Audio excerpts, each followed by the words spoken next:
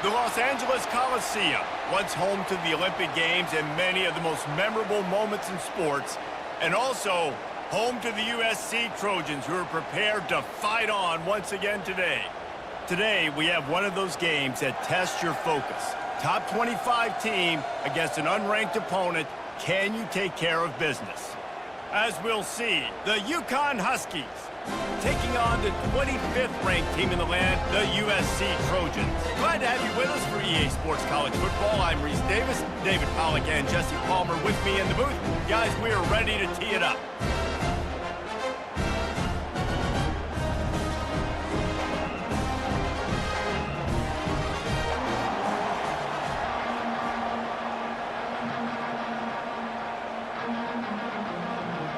The Trojans will kick it away to start us off. And he takes this from inside the 5. Not a lot of space to be found. Good hustle by the coverage team, and they stop him at the 21. The Huskies offense will start this game off. And there he is. To this team's fans, he is a heroic figure. He is the guy who can lead them to the promised land. This guy has been in big games and big moments, and he's delivered for his football team. It never seems like a situation is just too big for him. This obviously is a huge game. I cannot wait to see this guy compete. Yeah, and it's a nice job by this defense. Understand, listen, that QB is a threat, and they're going to run all kinds of options, and he's going to run the football. They were dialed in and got that sucker to the ground. You can barely hear yourself thinking here as they're trying to get this defense off to a good start.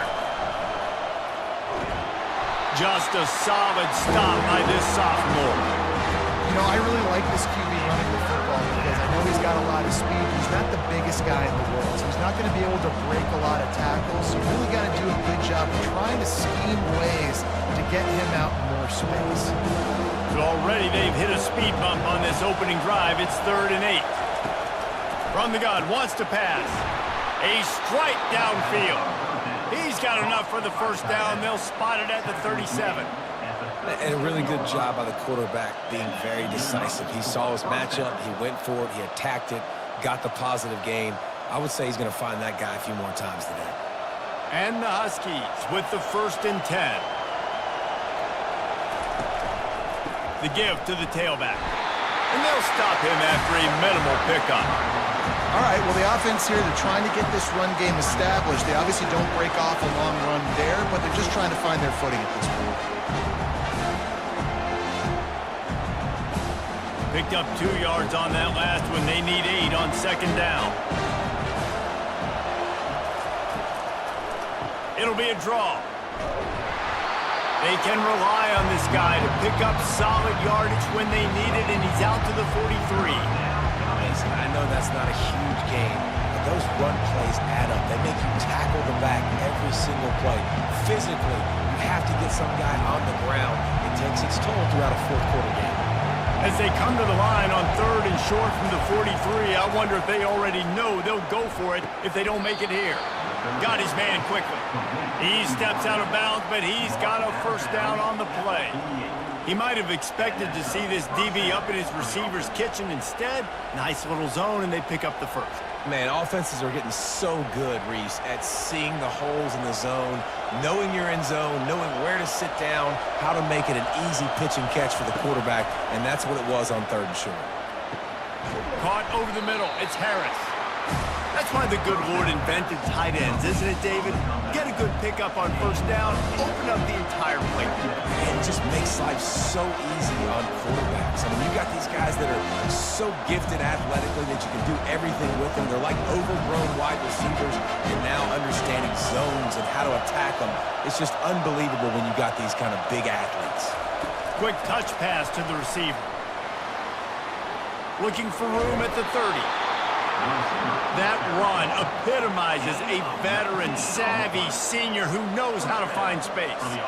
It's so hard for a defense to have to stop plays like that because it really forces you to play with great eye discipline. You see the pre-snap motion. Defense doesn't know if he's just running across the field and he's going to run a route, if he's going to block, or if he has the football. That time, he was able to outflank the defense and hurt them to get that 1st down. Stop is made, but he picks up 4 yards down to the 21-yard line. And it's just simple first down run, showing your physicality, setting your offense up in a good spot. This crowd, full throat, splitting the eardrums and letting them know it's going to be a long day. He finds his man. And they finally get him stopped, but it's a big throw and catch, and he's down at the 5. Hey, who says hitch passes can't get big yards? Receiver catches it, makes a guy miss, and goes and gets a first down.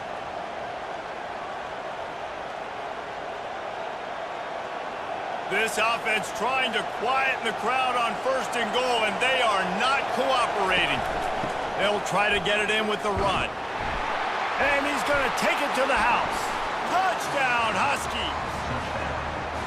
How impressive has this offense been just hogging the ball? They've just been eating away at the clock. They've been matriculating the football down the field. And here they are scoring a touchdown on their opening possession. The opposing quarterback's like, bro, when am I going to get the ball? When do I get a chance to take the field? That was crazy.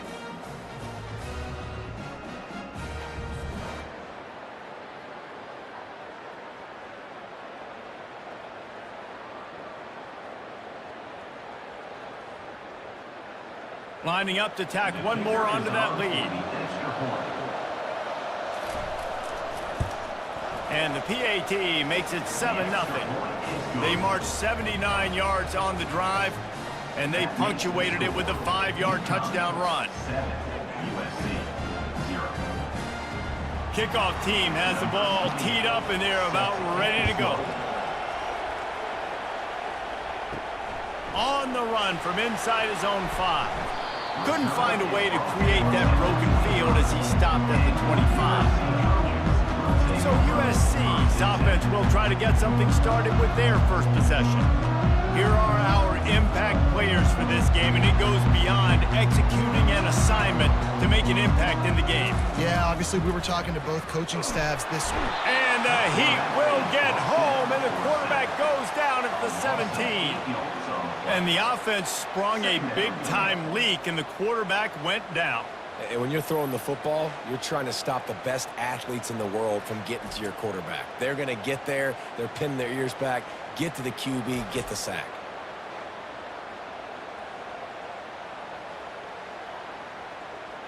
They come to the line hoping to get some of that yardage back from the 17. They're looking for an advantage in the running game to the right. He's dropped behind the line of scrimmage. That'll be a loss of 3. Brings up 3rd down.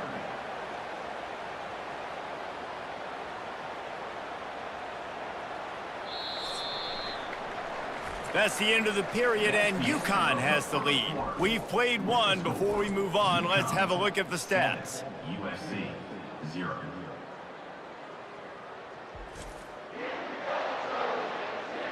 Now to see if these guys can get back in the game as we open the second quarter. You make up the game plan, and not a lot on the play sheet for this. 3rd and long from inside their own 20. Trying to get to him. Looking for a big play. Makes the catch down the right side. And they'll do more than move the chains. They'll move that thing more than 30 yards down the field before he's finally stopped. Man, this offense is so dangerous, Reese. They've got dudes all over the field that can make plays. There's a big gainer in the pass game. You get a chunk of yards like that, now the defense is really on its heels. And the Trojans will hustle to the line.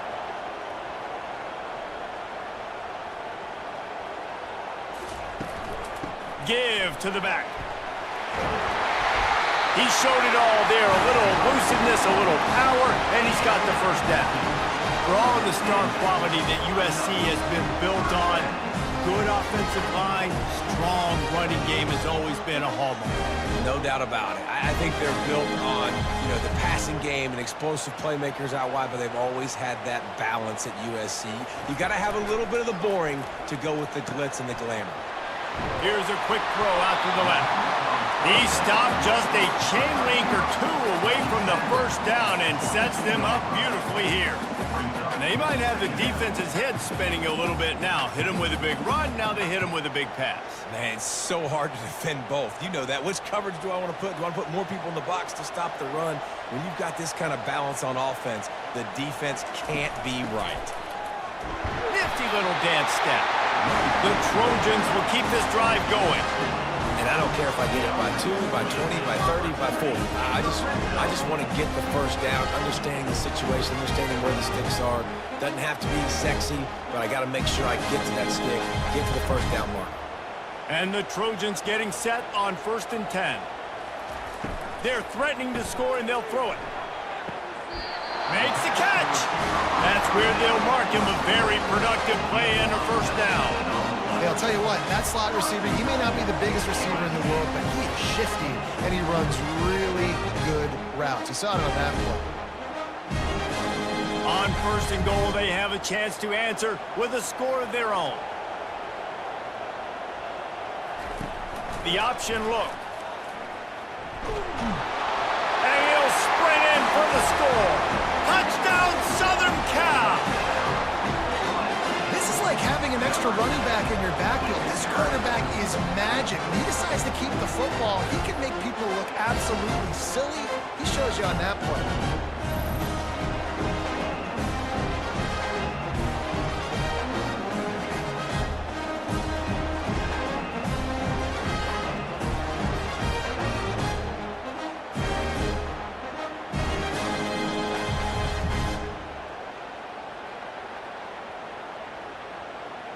Ready to try the point after.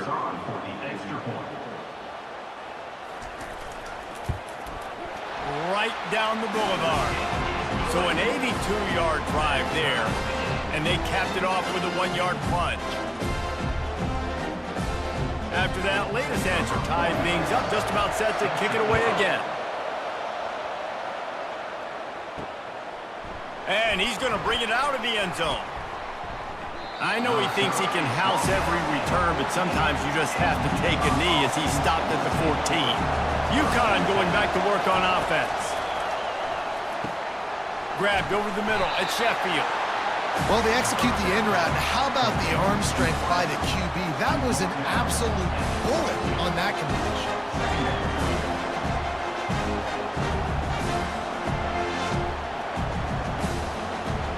Now on 2nd down.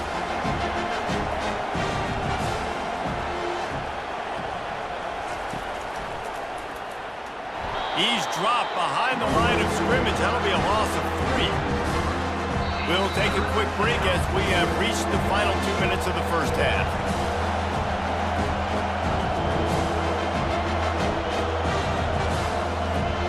So 3rd and short from inside the 20. You convert here, and this drive takes on a different complexion. From the gun, wants to pass. And they wanted it all on 3rd down, but now dealing with 4th down. And how nice is it to have the home crowd going absolutely bananas? Communication is harder.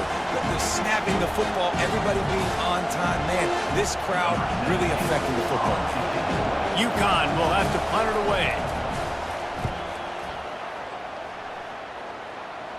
Fair catch, called for and made. And guys, USC has the ball back and sending the offense onto the field. This could be a real turning point in the game. They scored a touchdown. They got to stop. And now a chance to break the tie. Hit the afterburners, kid. And he ran away from the crowd, and he'll take it in. Touchdown, Trojans. And I just love the execution by this offense. Late in the half, man, you want to take the lead. You want to get that momentum on your side, and they do it. They finish it with the passing game. And tell you what, keep that passing game up. You can keep this lead, keep the momentum, and keep putting up numbers.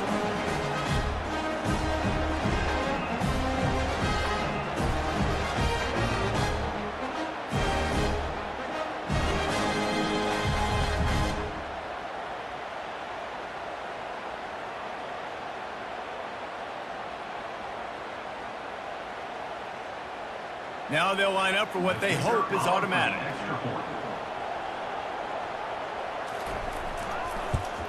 And the PAT gives them a 14-7 lead. That drive not too taxing on the playbook. One play, put it in the end zone just like that. About to kick it away after scoring the touchdown. He'll start the return inside his 5. Really disciplined job by the coverage unit to get down there and make the stop at the 19. The UConn offense goes back to work. Last time, David, it was 1-2-3 kick. The last drive, that 3 and out, sometimes that puts your defense in a bad spot, and you got to get a drive together here so you don't wear the defense out. I just think, David, too predictable, that last drive. They got to do something here to get this defense on their heels.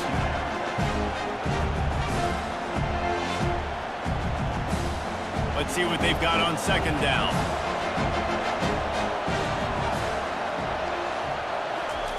He's looking to throw. Unloads it left. He's got it. He will step out of bounds, but not before the big pickup and a first down for this offense. When you run this out route, you know you're starting to get close to the sidelines. I know I got to start slowing down and find a way to drag or get one toe, a pinky toe, a big toe, whatever I can inbounds. Nice effort, nice catch, way to keep something in bounds. Snagged in the middle, it's Harris. There's a timeout called as this offense tries to find a way to draw a little closer. That completion leaves us with second and medium. He's looking to throw. Using the quick game. Didn't pick up a lot there, moving it forward just a few. Well, this offense knew coming into this game they wanted to try to attack the middle of the field in the passing game, and they're able to execute the in route there. Got to get to the line quickly for this third down play.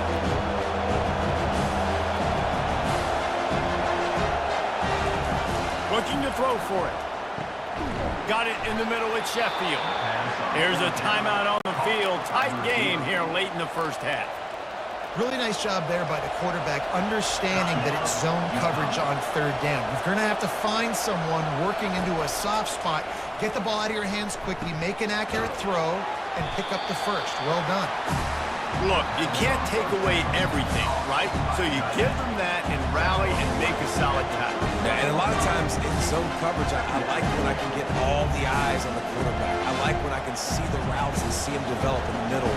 And you can tell they had keys on the tight end. He wasn't going anywhere after he caught that football. Trying play action. Wide open downfield. Now he's got it all the way down to the 21-yard line, and they are threatening on first down. I'll tell you, man, I love quarterbacks that have arm talent, but that can throw it accurately at the same time, and you saw all of it on that in route. UConn comes to the line after getting another first down. He wants to throw. And that's just a flat misfire, not even close to his receiver.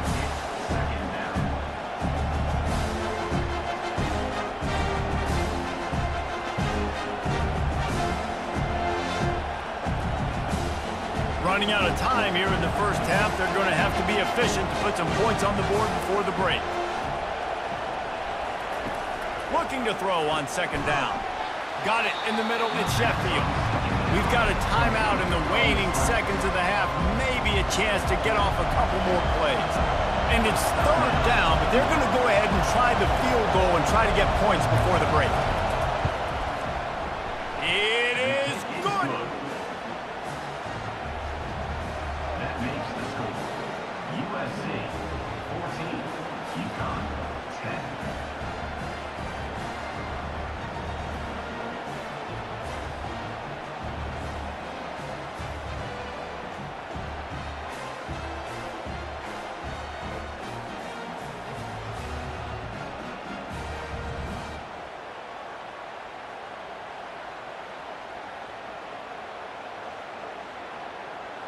So they get the late field goal right before the half, and not much time after this kickoff for an answer. He'll bring it out from inside his own 10. Coverage team there to make the stop. They avoid disaster, and that's the end of the first half. That's the end of the second quarter. That means it's time to join Kevin in our halftime update. Fellas, there in the shadows of the Hollywood sign, you've been watching quite a drama of your own. And we have to start this halftime breakdown by addressing the play of this elite wide receiver. This is clearly a young man who, once he's finished playing on Saturdays, he's going to be playing on Sundays. The kid has different gears. He has a knack for finding gaps in the defense. And I can't remember a college player with that kind of catch radius.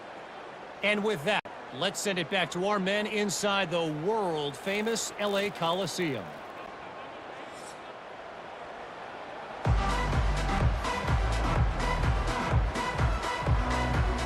UConn has it teed up to start this second half. Here he comes from inside his own 5. Really disciplined job by the coverage unit to get down there and make the stop at the 19. This Trojan offense is ready to go back to work. He'll do it himself. He's dropped behind the line of scrimmage. That'll be a loss of 3. Well, they were trying to set up the option, but the quarterback had no chance. Did you see the defensive tackle penetrate? What a great first step. He shot right through the offensive line and got the TFL. Not what they had in mind to start this drive. Here comes 2nd and 13. It's a draw. They bring him down, but a solid pickup to put them in position to pick up a first down. Draws are such a smart way to take advantage of fast defensive linemen. They want to get upfield and get after the quarterback. It keeps them honest, makes them realize they got to play the run too. Great play call. After the last run, would you just give it to him again on 3rd down? Back to throw, it's Moss. Zings it complete to the right. A quick tackle made, but he's got plenty for the first down. Just beautiful. And that's a great feeling as a quarterback when you make that throw. It keeps your offense on the field, keeps the offense in rhythm. Obviously not as good as throwing a touchdown pass, but I'll tell you this.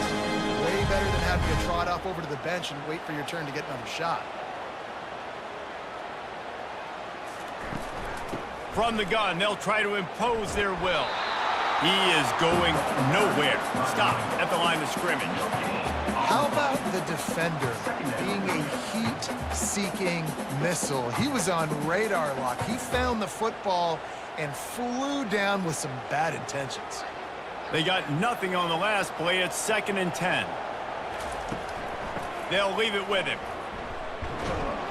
Couldn't find a lane. A pickup of 1 to the 31. And sticking to the run. I tell you what, a lot of teams that are really good are really stubborn, and they continue to run the football even with little success. So this offense is going to continue to focus on running the football, you can tell. Now facing a 3rd and long. They'll run play action. Can't make the connection on 3rd down thanks to that tough, hard-nosed pass defense, and now it's 4th down. This is a point where you just got to be able to focus. And the critical down and distances in this game, like that 3rd down right there, when it's a good throw, you got to make the catch. You got to be able to make that play. The Trojans will bring the punt team onto the field. He'll call for the fair catch here. UConn going back to work on offense. David, they couldn't pay off that last drive with a touchdown.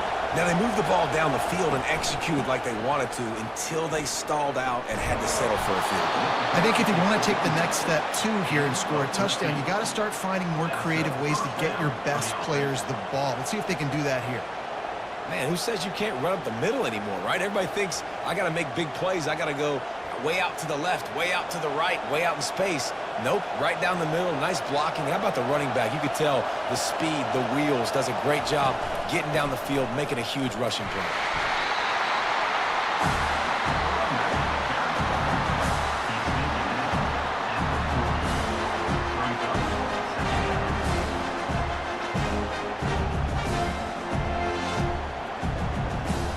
After picking up a couple at 2nd and 8. He's looking to throw. Setting up the screen. Not a whole lot of room there on that screen pass as it just never developed. And so many things have to come together perfectly for a screen to work for big yardage. And they were close. You could tell that almost busted, but they just got wrapped up, got a little bit of yardage, but they really wanted that one to be a big game. Here comes this home crowd as the defense tries to get off the field on third down. He's got his man across the middle.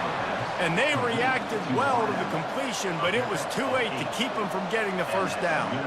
Well, look, that wasn't a touchdown, but that was a massive play for this offense. They needed some momentum. They needed to find a rhythm, and what better way than converting on third down. Awesome job by the quarterback getting through his progression.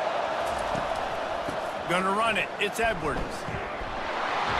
And he broke one tackle on the way to a solid pickup there. And as an offensive coordinator, you don't need the perfect play with this guy as your running back. He's going to make the play perfect for you because he makes everybody miss. Spin moves, hurdles, stiff arms, speed, whatever it takes to move the sticks and score touchdowns. They can really be aggressive after that last play at 2nd and 3. He's got it again. Really nice stop there from this senior leader.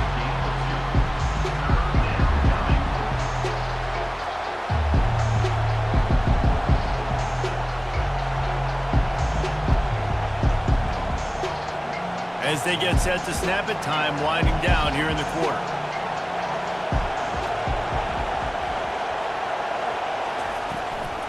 On 3rd and short, the power run here.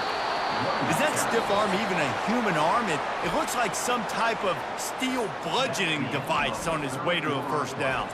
No question they wanted to get the ball to their playmakers, and both receivers have come up big through 3.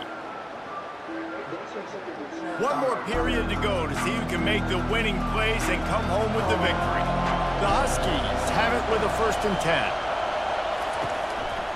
One back in the backfield, he gets the carry. It's going to be important this offensive line is able to get a little bit of push. Just got to give this guy an inch, a little crease, and he can make yards for it.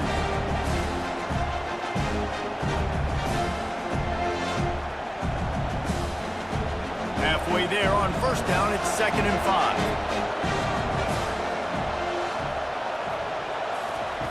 He's looking to throw.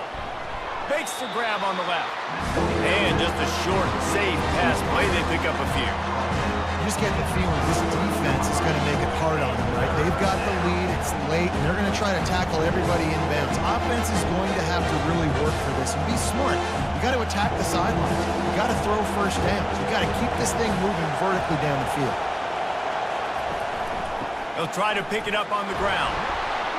Now well within striking distance as that 3rd down play gets them a first at the 29. I love when players understand situations and they understand where the 1st down marker is and they understand where I got to get to. A lot of people you'll see run north-south and try to bounce out wide and make big plays. Sometimes it's not about making big plays. Sometimes it's about getting that 1st down to make sure I get an extra set of downs instead of trying to make those big touchdown runs. Finds his man. It's Sheffield.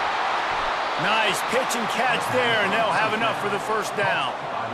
When we see another catch by this guy, this defense is going to need to do a better job of tackling the catch. In coverage, I know they want to slap the ball away, but if you can't do it and force the incompletion, you've got to at least make sure you're able to drag him down to the ground as soon as he catches the ball.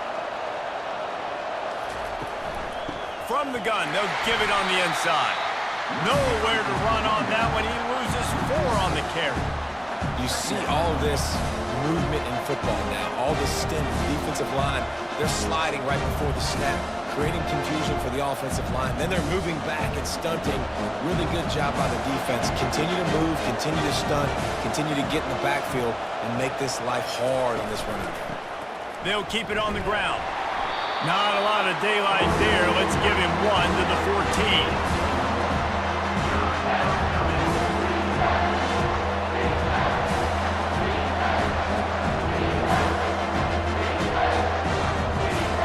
Boy, they'd love to move the sticks here and take a shot at it on 1st and goal.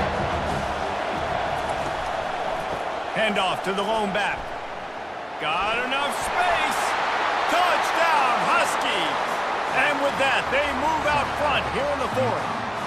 Number 25. And this offense really showing their physicality, running the football when it matters, in the fourth quarter, in crunch time, to take the lead in this football game.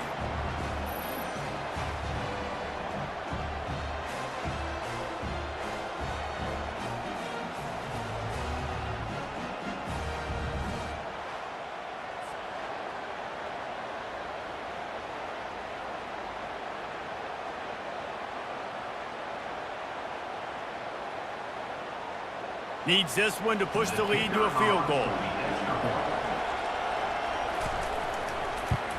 And he knocks it through, and the lead is a field goal here in the fourth quarter.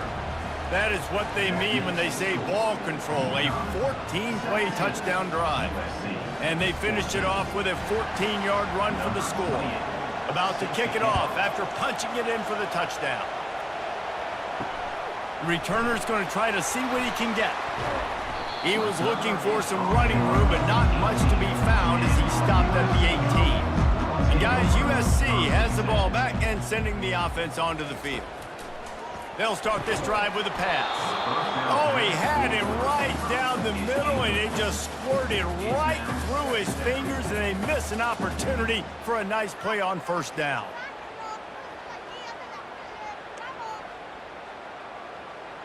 The incomplete pass leaves him with second down.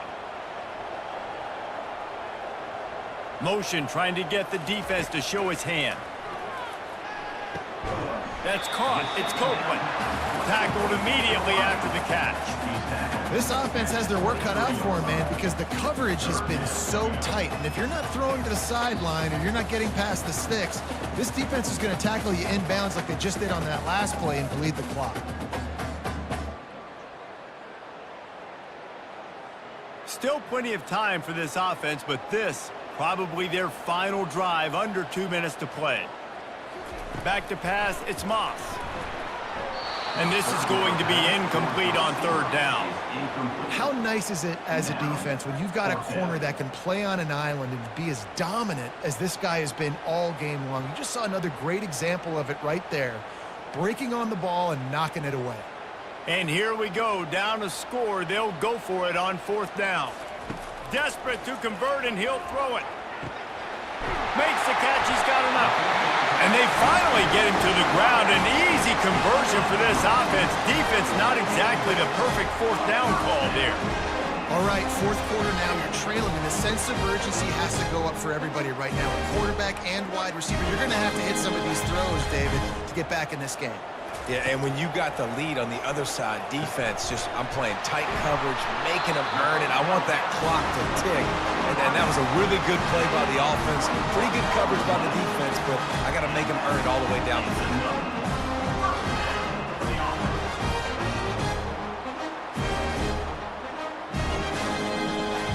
Clock is still running, and they have to get everybody lined up.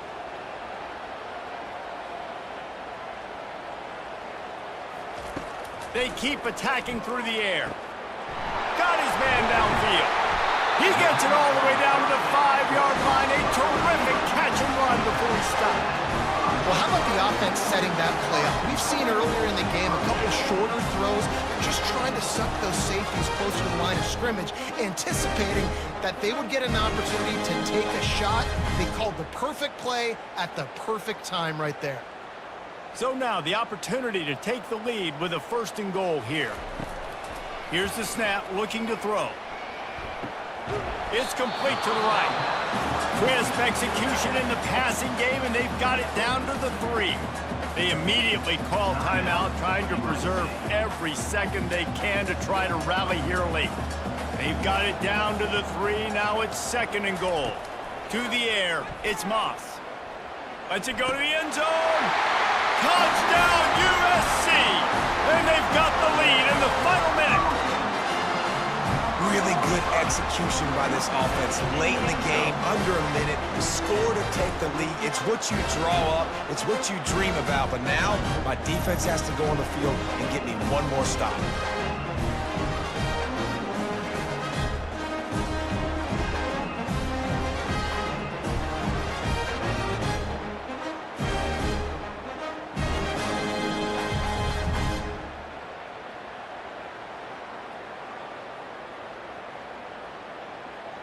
They'll try to add another to their lead. For the extra point. And the extra point is good, and every point counts. It's now a 4-point lead in the fourth.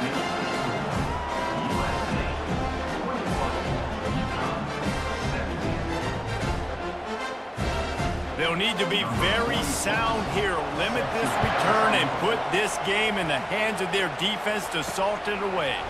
Here he comes out of the end zone, and the coverage team gets the returner on the ground. The UConn offense goes back to work. There's plenty of time to work with here, but they have to be highly efficient in their attack, Jesse. So it comes down to the quarterback position too, Reese. Don't let the moment get too big. Play within yourself, David, because this guy's practiced the situation before. No doubt. Use the sidelines. They're your friend. I don't have to take deep shots. Throw beyond the first down marker so I can stop that clock for a little bit and possibly use my timeouts. Look at that toughness, just running through everybody. The offense gets a quick timeout. At this point, every second is precious. Got to get everybody lined up quickly, time winding away, and they've got to push the ball down the field. Going up top on first down. Unloads to the right. Ball in the air, intercepted. Got some room to run. He goes out of bounds, but he just about did it himself. What a return after the interception. It's such a fine line offensively. Late in the game, you got to score, you got to make big plays, but you can't turn the football over. Big-time mistake. This one might cost him.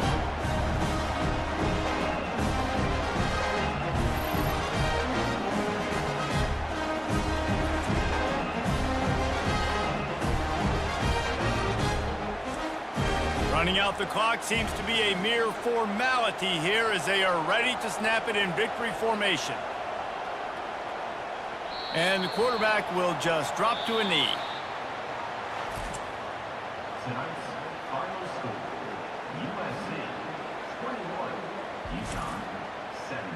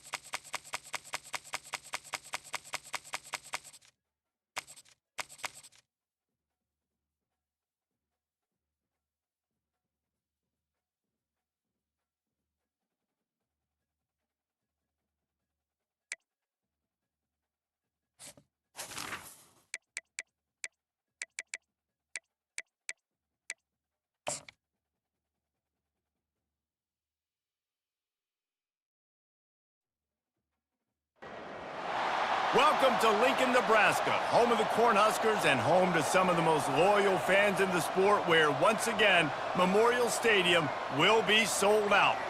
There's just something about the nightcap. After a day of wall-to-wall football, it just seems this is when chaos ensues. As we'll see, the UMass Minutemen taking on a team from the Big Ten, the Nebraska Cornhuskers. For EA Sports College Football, Reese Davis with you alongside David Pollack and Jesse Palmer. Time to get this game started.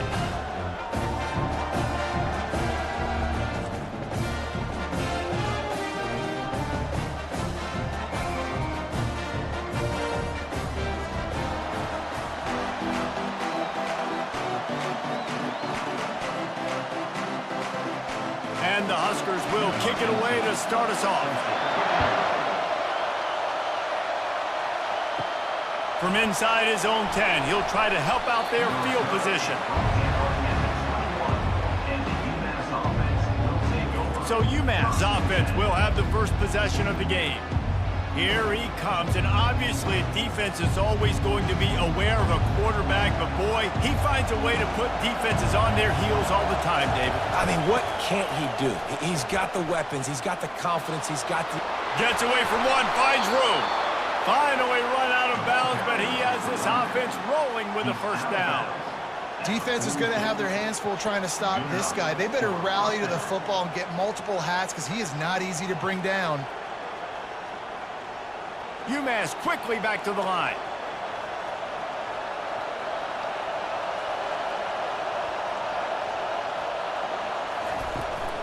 They'll give it to him again. You'll take this every time. 5 yards on the first down play. Just a simple power play. Again, not sexy, run the ball up the middle. Physicality, offensive line gets to assert themselves, run block, which they love to do. This pays dividends down the road in the fourth quarter. This crowd trying to make life miserable for this offense. On the run, it's Pumachan. Receiver looks it in, it's complete. Dragged down at the 43, but they've got it in enemy territory. They picked up 10 and give him a first down.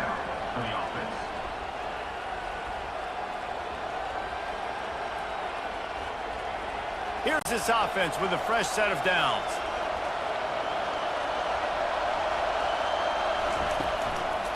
Looking for a crease to the left.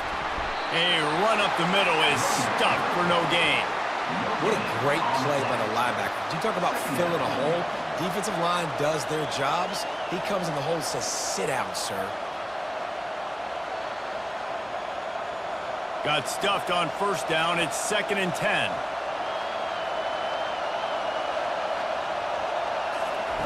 He's looking to throw. Safe completion on the screen. Didn't have much room to run and not a whole lot of help. Short gain there and still plenty of ground to cover for the first down. Glass half full, glass half empty, guys. Obviously great they got a completion. You prefer that over incompletions or interceptions. The glass half empty. I mean, they made that third down a bit more manageable, but not by much. Better find the earplugs. Here comes the noise. Backing this defense on third down. Throwing right. Makes a connection. Working their way closer and closer, a third down conversion, and they've got it at the 26. Wow, and what a great job by that quarterback, finding his open receiver on third down. You know, guys, one of the most telling stats at the end of the game is third down conversion percentage. If you're a great third down team, it's invaluable to your offensive success, and that's why teams drill third down so much in practice. And how about that interior defense stuffing the run for nothing? Linebackers in today's football, obviously, guys have gotten smaller. They got to play in space more, cover fast guys out on the perimeter. But how about this linebacker coming downhill and making a physical tackle in the hole? They got nothing on the last play. It's 2nd and 10. Off the play fake. And it'll be incomplete. This defense is physical in pass deep. All right, that's a good result for the defense. We knew coming into this year they wanted to really improve their pass defense and their secondary and coverage. Nice job there. Now the 8th play of the opening drive, but this time facing 3rd and long. To the air, it's Pumachan. Firing to the right, complete. Brought down to the ground, but he has enough for the first down. That was a really well-run route on the curl to pick up the first down. Yeah, and it's a nice job, too, by the receiver, getting his depth and then finding space in between the defenders, giving his quarterback a nice target. This crowd going to try to make life miserable for these guys. And he'll be tackled, but there is a flag on the field.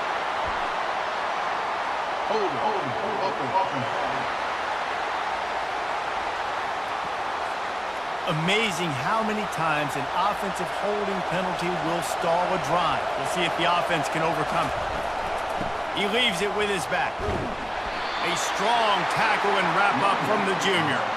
You know, I think a big part of this isn't necessarily scoring a touchdown on that play, but you're just trying to get your offensive line in the rhythm of the game. Let those big fellas get lathered up. And here comes the offense on 2nd down.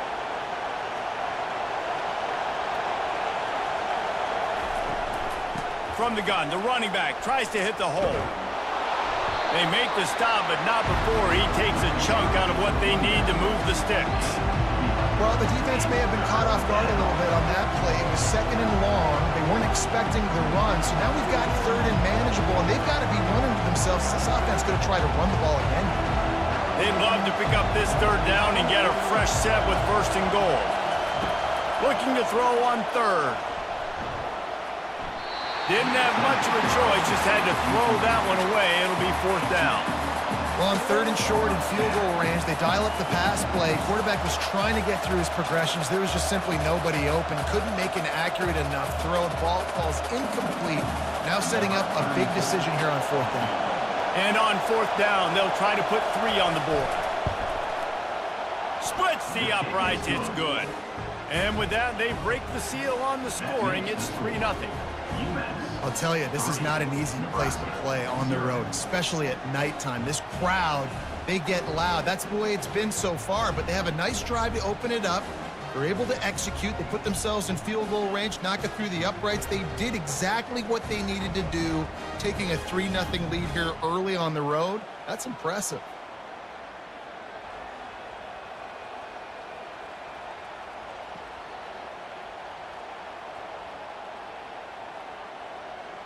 After putting up the field goal, they're set to kick it away. He'll bring it back from inside his 5. He was looking for some running room, but not much to be found as he stopped at the 18. So Nebraska's offense will get the ball for the first time. As we take a look at our impact players for this one, what are you looking for, Jesse, for a guy to make an impact? Well, these are simply put the leaders of this football team, and generally games go how these guys play. If they make plays, then they've got a shot to win this one. No doubt, they got to show up. These are the team leaders. These guys have to play well if they're going to win the football game. 2nd down.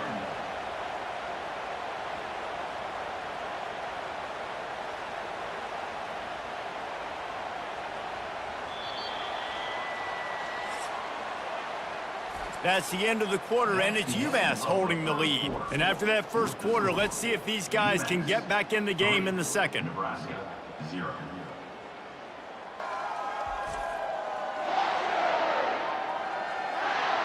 We'll get this quarter going with a second down play.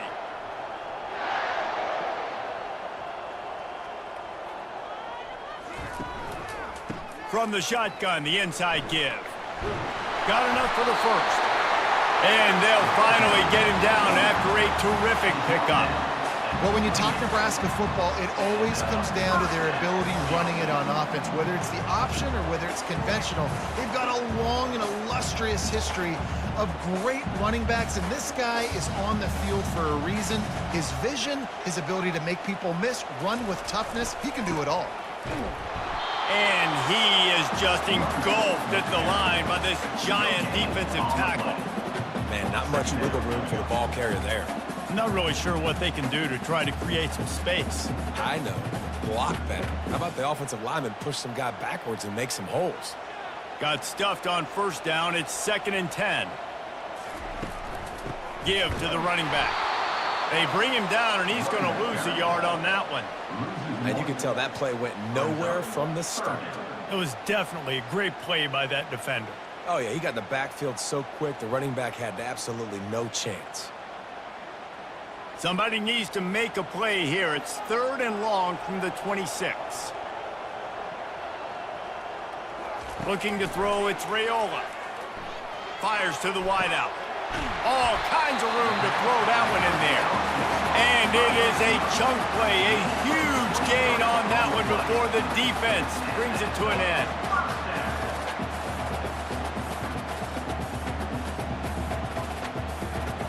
The Cornhuskers look to keep this drive humming. The give on the inside. And he finds some solid space, makes a nice gain before the defense is able to stop it. Yeah, this coaching staff, they're getting this offensive line lathered up and into a rhythm now. They're letting them drive off the ball on first down on these running plays, and they're getting chunks of yardage. Good spot after that 7-yard pickup on first down. It's 2nd and 3.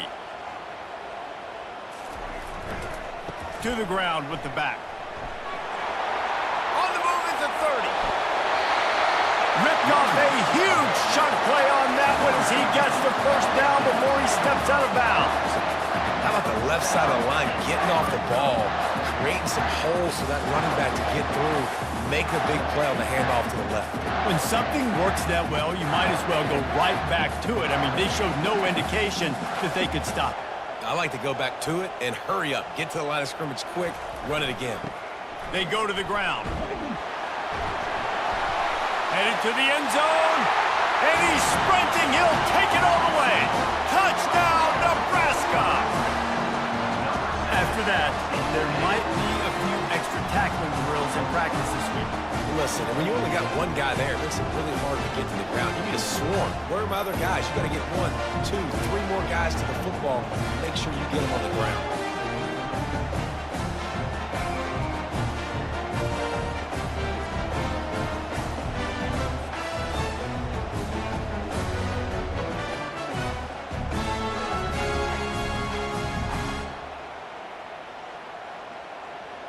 Lining up to tack one more onto that lead. And the extra point is good, and it's a 4-point lead. So a scoring drive there of 83 yards, and the capper came on the run to the end zone from the 13. Lining up to cover the kick after that touchdown drive. On the move from inside his 5. Really disciplined job by the coverage unit to get down there and make the stop at the 19. The UMass offense returns to the field. They had to settle for the chip shot field goal last time, Jesse. They'd love for this one to pay off bigger. Yeah, it just comes down to execution, too. Did a nice job out in the field, stalled a little bit once they got down to the goal line, so they just need to be a little bit more crisp here, Dave. Yeah, and listen, I think the first part was the most important part. You got to put the drive together first to get down there. Now, when we get down there, focus on execution and getting 6 points. Second down here, and maybe they've got time to get one more snap off before the 2-minute warning. The clock has reached the 2-minute mark, and they have a chance to at least cut into this lead before the break. Second down coming up. Scanning the field, it's Pumachan. It's complete. There to make the stop, but he is a weapon out of the backfield in the short passing game, and they've got a first down. I just love quarterbacks that aren't greedy and that aren't always trying to throw the home run ball, right? Second down, you're in your own end of the field. The guy you want to throw to is not open. Just find the back. He'll go do something positive with it. This guy is a weapon, and you got to find him in the passing game. He's going to pass. Fires to the middle. Oh, he drops the football. He had him right down the gut of the field. Instead, it'll be second down.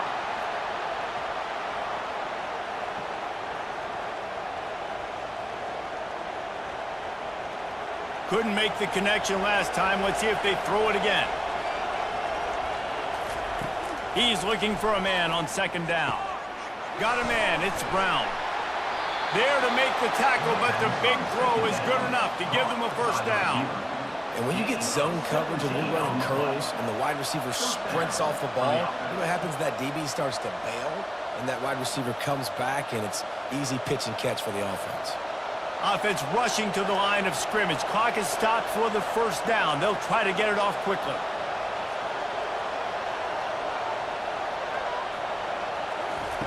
Looking to throw it again. Quick strike complete. And he'll make his way out of bounds after the solid pickup. I really like this slot receiver, and I understand he's not the biggest guy in the world, but he just runs really good routes, and he's always under control. He can run option routes. He can run double moves. He does a great job cutting, and he's dangerous after the catch. Nice weapon to have work in the middle of the field. On second down, they'll take to the air. Snags it inside the 20. And the catch and run into the end zone. Touchdown, Minutemen! That had touchdown written all over it from the moment he caught the ball. Big play, big run for the score. Yeah, it had touchdown written all over it because nobody was covering him. It'd be a good idea to get a hand on him. You know, listen, I know these guys got some speed, and maybe you give him a cushion and give him some space, but that was a little aggressive on the space department there.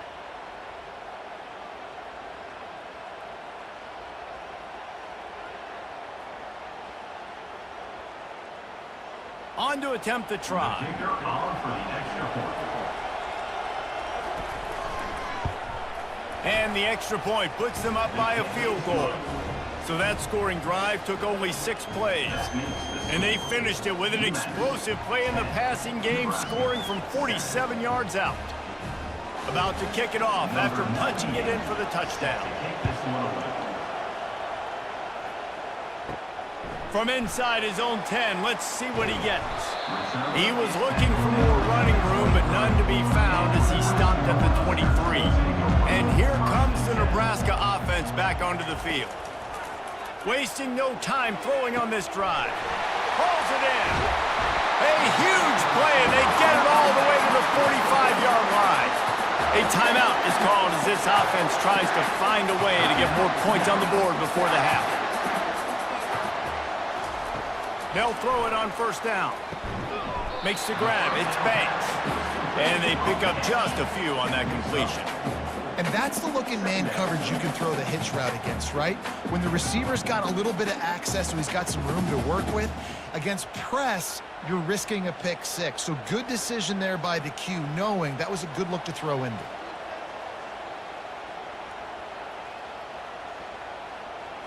Looking to pass. It's Raiola. Complete in the middle. We got a timeout here late in the first half, and they'll try to get more points on the board before the break. The Huskers come to the line with a fresh set of downs. They've marched to the red zone, and here they go. That's reeled in. It's Fedone. And he'll run across the sidelines after the good gain.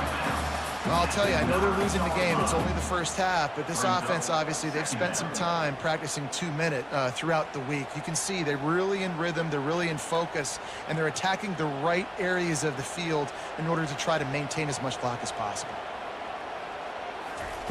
On second down, just keeps firing. He got it. Couldn't quite nudge it in. Not sure you could get much closer, but it'll be first and goal. And And there is no question they should just keep letting this guy throw the ball. He's 5 for 5 on this drive. They've only run 5 offensive plays, and he's already got him down here by the goal line. Let him keep chucking it.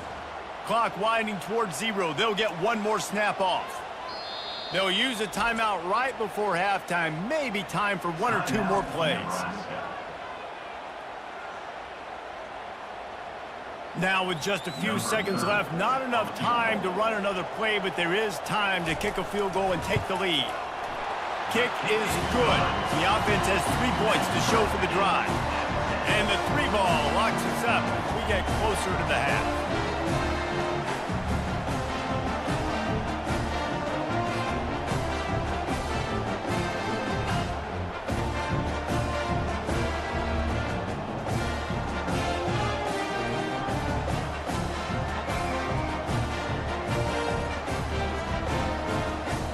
Late-in-the-half field goal always gives you a little boost going to the locker room, and they'll need to finish off these final few seconds and not allow them to answer. Here's the return from inside his 10. And the returner could find no daylight. He goes down. We've played 2 quarters here. Time to go to Kevin Connors in our halftime update. Guys, time for everyone to take a deep breath and digest what we just saw in Lincoln. And a really competitive game so far. I'm talking razor-thin margins in the big statistical categories. And while it may be a broken record, turnovers are the name of the game. The team that limits them, the ones that win that turnover margin, generally speaking, are the ones that have the best chance to get that dub. With that said, let's send it back to the guys at Memorial Stadium.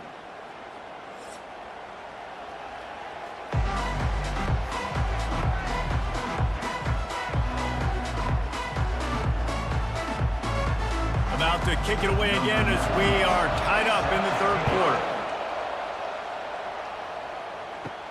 And he takes this from inside the 5. Just never had a chance to shake loose, and he'll be brought down at the 24. The Cornhuskers ready to go back to work on offense.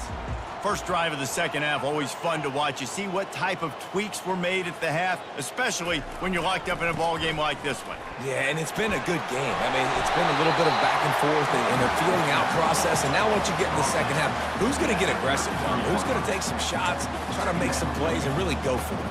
Yeah, it's interesting. I think as play callers right now, you learn a lot about these coaching staffs with respect to who does make the best adjustments. There's a lot of coaches that believe we're just going to be who we are. We're going to keep doing what we do. We're just going to do it better. But then there are others that tweak things a little bit on offense and on defense. We're going to find out here. And the Huskers will move the sticks. Well, I know this is an offensive line that has a ton of pride. They want to come out each and every game and really impose their will on the D-line. They got just enough push there on that run play to pick up the first. Lining up from the 34 on first down. The inside handoff. Got enough for the first. And he's brought down after a nice gain.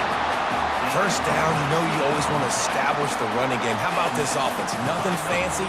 Run the football, be physical, get a big game.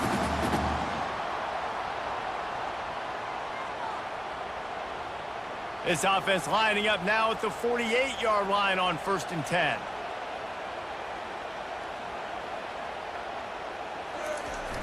Here's the fly sweep. We'll give him a couple on that one. 2nd and 8 coming up. It's so hard because when they run jet sweeps, they don't always give them the football, and then you got to worry about other stuff. But great job focusing on your keys, seeing the jet sweep, pulling the trigger, going, and getting the speedster on the ground. Offense gets set for 2nd down.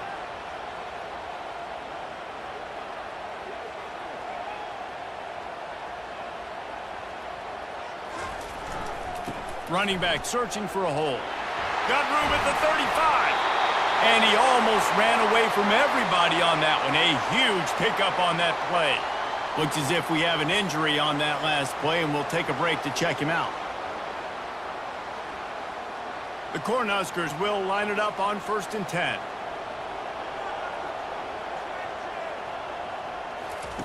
After the run, now to throw. Rush coming in hot, and they got him at the 29. The defense just simply not fooled by the play action. Oftentimes as an offense, you're hoping the run fake's going to slow down those pass rushers, but man, oh man, they had their ears pinned back.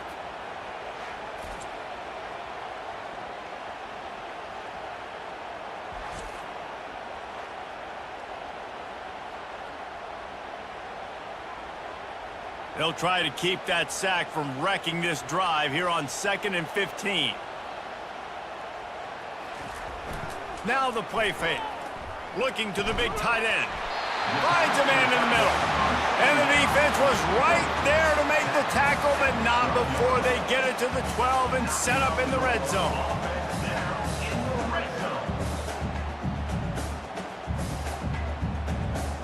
The Huskers have taken it inside the 20.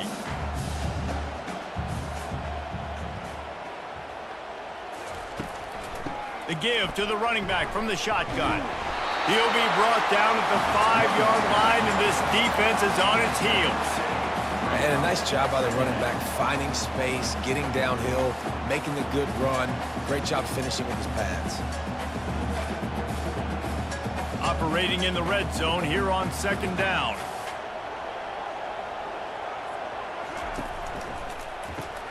Caught in the backfield, it's Fedone. They'll get him stopped just short of the end zone, but they're in business here with a 1st down.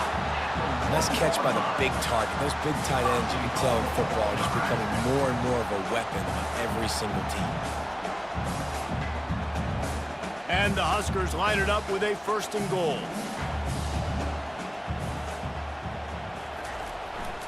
They'll try to get it in with the run. Touchdown, Cornhuskers! They take the lead with the 6. Wow, this offense, they have a lot of faith in this running back. Knowing if they get down in this area of the field, he can get it done and he can answer the bell. 2 rushing touchdowns already for this offense.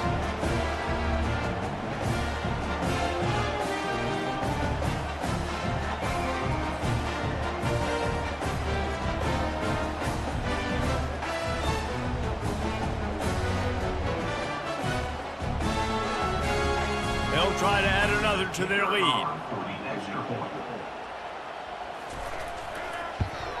And the extra point is true, and they're on top by 7.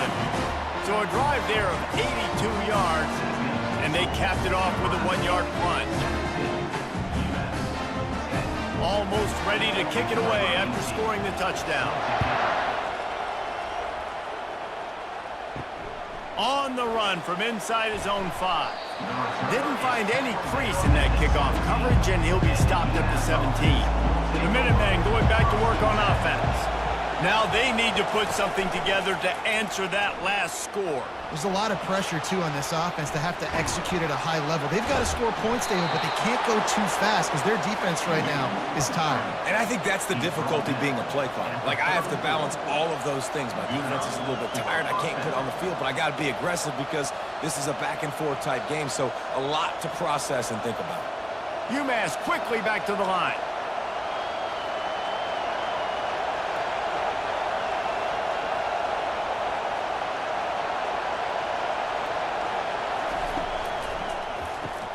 The RPO, fire complete to the left.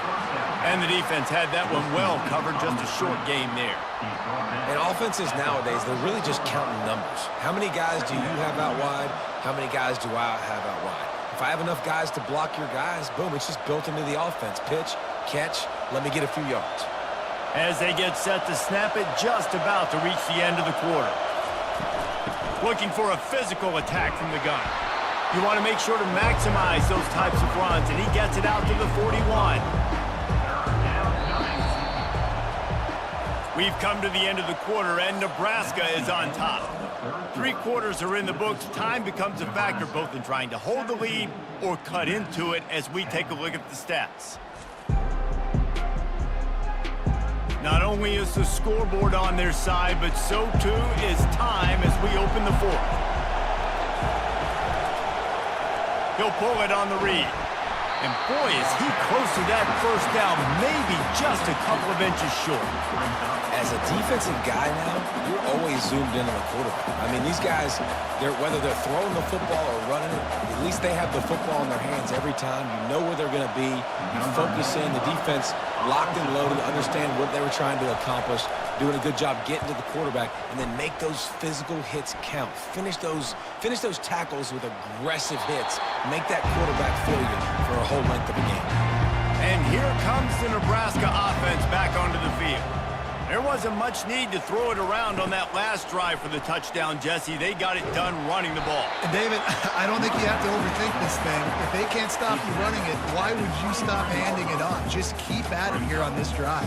Well, and if I'm the defense, I'm making some changes. I'm bringing in more big bodies. I'm playing more aggressive towards the line of scrimmage. I am not going to let them have that kind of drive again. Got 3 on first down. It's 2nd and 7. Wants to throw. It's Raiola. He'll take a deep shot here. Snags it down the right side. Nothing but green ahead. Touchdown, Huskers! And once he got away from the knee, they had no shot at catching him. That was just as simple as playing catch in warm-ups. And this offense felt like they could take advantage of this defense down the field throwing the football. They've got a lot of speed on the perimeter, and I feel like they've got some matchups they feel they should be winning one-on-one. You saw a great example of it right there.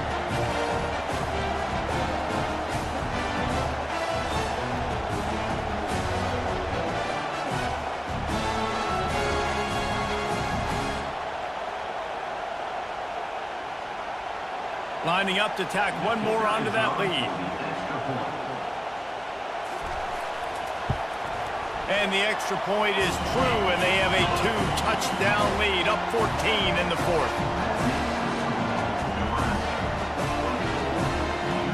The kickoff unit about to go to work.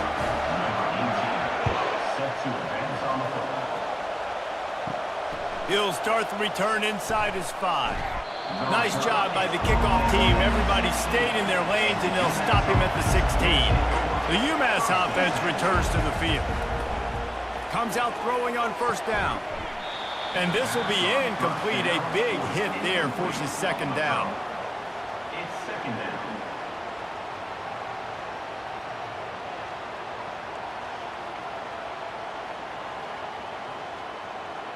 Couldn't make the connection last time. Let's see if they throw it again. On 2nd down, he'll let it fly. Fires to the tight end. And there were no creases or crevices to run through, and they shove him out of bounds. And that's perfect for the defense. You'll give that up all day. You're winning this game by multiple possessions late in the game. Play big zone coverages, keep the ball in front of you, and tackle the ball carrier inbounds. Decibels rising as the crowd gets behind this defense on 3rd down. Dropping back, it's Pumachan. Got him downfield. Oh, look out, there he goes. And a pickup of better than 30 yards on that completion before the defense brings him down.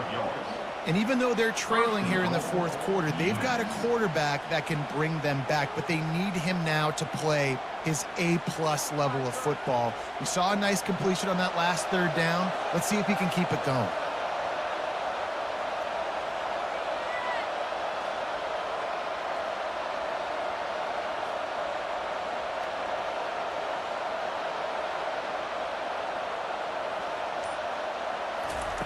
Was to pass. They're bringing heat. Got his man. They go up top to get it down to the 5-yard line as they try to pay off this drive. Well, he made the grab, but the doors closed quickly after that. And I like this. I want to find my running back, but man, he's got to do a little more damage after the catch. I need a stiff arm. I need a spin move. I need something where he can make that guy miss and pick up a bunch of yards and maybe get a big play out of it. They're going to throw it again. And he's going to score. Touchdown, UMass! So they get that score that they so desperately needed, and now they've got a chance to pull this one out. defense has got to give them a chance. The defense needs to get the ball back to them quickly so they can march down the field and try and score and narrow the gap again. This offense, they have the playmakers to come back and win this football game. They're going to need some help from the defense.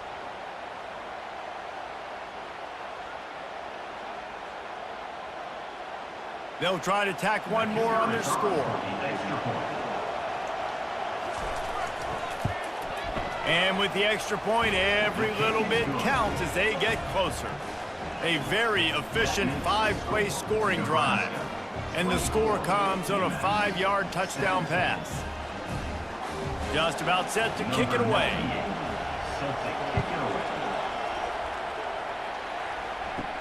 From inside the 10, here he comes. Couldn't find a way to create that broken field as he stopped at the 25. The Cornhuskers ready to go back to work on offense. Okay, Jesse, this is a little bit of a tight spot. You'd love to be aggressive enough to get the first down, but you've got to take care of the ball first. No doubt. I was going to say, ball security is at a premium. You cannot turn the football over at this point. The defense has 3 timeouts left, David, so probably conservative play calling here. You're expecting them to try to run to ice this game. Conservative, I know they're going to be aggressive, but I also know that 1 first down ends this football game. We have arrived at the 2-minute warning, a 1-possession game as this offense tries to hold on. They've got it at the 37. It's 1st and 10.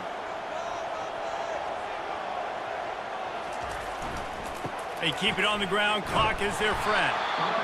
They bring him down, and he's going to lose a yard on that one. Quick timeout called by the defense, stopping the clock to save as much time as possible for their offense. Lost 1 on that last one. It's 2nd and 11.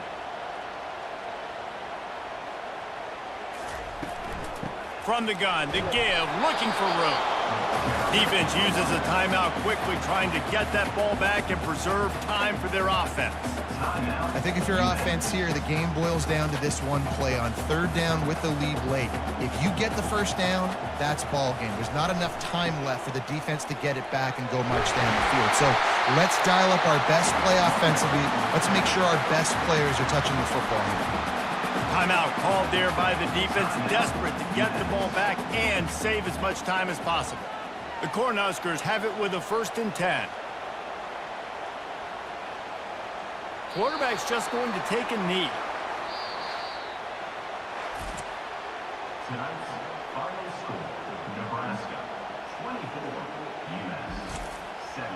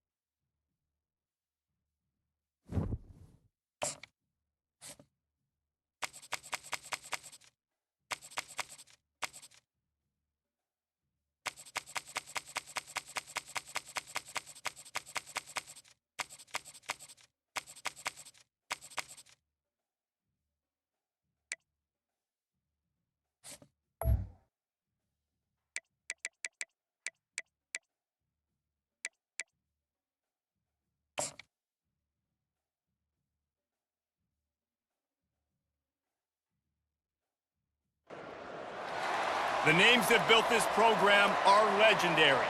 Lewis, Taylor, Reed, Portis, Kosar Testaverde. And it is with reverence, respect, and excitement that we welcome you to Hard Rock Stadium, home of the Miami Hurricanes. Today we have a top 25 matchup on hand with two of college football's premier teams preparing to slug it out. As we'll see, the number 13 team in the country, the LSU Tigers, taking on the 23rd ranked team in the land, the Miami Hurricanes. For EA Sports College Football, I'm Reese Davis, joined here in the booth, as always, by David Pollack and Jesse Palmer. Guys, let's tee this one up. LSU ready to kick it away to get things started. Coming out with it, it's Thomas. I know he thinks he can house every return, but sometimes you just have to take a knee as he stopped at the 14. The LSU Tigers return team will have that offense backed up. And here's the man they rally around, and he has earned that type of respect, David. You dang right. You earn it by doing it, and he's done it at such a high level. Everyone believes in this young man, and Palmer, there's a reason why. You're right, David. He's been in the big moments, and he's won the big games. This guy delivers when the game is on the line. Small gain, I know. But again, the defense knows he's going to run the football. He's willing to run the football, not just drop back and pass, make him honor the run game. You got to do a lot of this. Solid pickup of 4 on first down. It's 2nd and 6. Looking downfield, it's Nussmeier. He's got an open man. They stay aggressive and push their way out to the 33, and it's first down. And LSU starting to get that passing attack cranked up. And this is a unit that typically LSU is as good as they are at quarterback. We know they're going to be physical. We know they got athletes all over the field. But when they get really good quarterback play, those teams are really special. The give is to Williams. And that's a very productive first down play and bringing up 2nd and 3. Coaches always harp about staying ahead of the chains, and when you can run with that type of efficiency on first down, man, you are doing just that. They can really be aggressive after that last play. It's 2nd and 3. They'll keep it on the ground. And he's tripped up, but not before picking up the first down. How about that tough, hard-nosed running? Rich legacy of that at LSU. Reminds me of Charles Alexander. Yeah, and unfortunately, I was a part of that legacy, Reese, on the other side when Justin Vincent rushed for over 200 yards in the SEC Championship game, and that's what you see LSU. That's what I've always thought of watching them growing up, and you watch the way they run their offense. It's a fumble! Well, the offense looks as if they fell on the fumble, and they'll keep the ball. You know, these running backs have to keep... And it looks as if they've buzzed down. Replay wants to have another peek at that last play. And you know the standard is indisputable video evidence, and the officials will change the call. They'll run it out of the shotgun. Oh, man, there's some big hitting going on in the trenches right now. This defense, they take a lot of pride in stopping the run. Let's keep our eye on them throughout the course of the game and see if they can contain this running attack.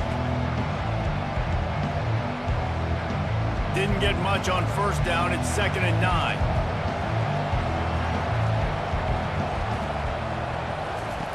He'll ride his man on the option. That's what you expect from a senior. Don't give them any extra yards. Great tackle there. Well, they try to go quarterback design run on that play, but the defense just not buying it. Nice job, everybody playing downhill and making a tackle close to the line of scrimmage. Here comes the 7th play of this opening drive. They've moved it well, but now facing 3rd down. Dropping back, it's Nussmeier. They're trying to get to it. Didn't have anything working and just had to throw it away on 3rd down. That's why it's so important for this defense to win 1st and 2nd down. You set up 3rd and longs like that, you can show your exotic looks, you can get the pass rush going, everybody on the back end expecting throw, and that's how you force incompletions and force 4th down. Looks as if LSU will line up to punt it away. First punt of the day, and he'd love to lock them up close to their goal line. And he'd hope to pin them deep. Instead, it will be a touchback. So Miami's offense will have its first possession of the game. As we take a look at our impact players for this game, David, what do you look for to make an impact from your leaders? Your leaders not only have to lead the football team, but they got to step up and make plays on the field, keep everybody calm. These guys typically do a really good job of it. Yeah, David, and they also generally set the tone for their respective football teams. Regardless of which side of the ball they play on, the teammates look towards them to step up in big games like this.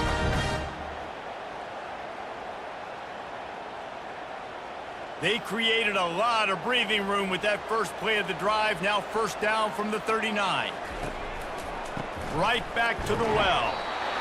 Nice run there on first down. You know, this is a running back that gets better as the game goes on. So they're going to want to make sure they keep feeding him the football, let him get lathered up.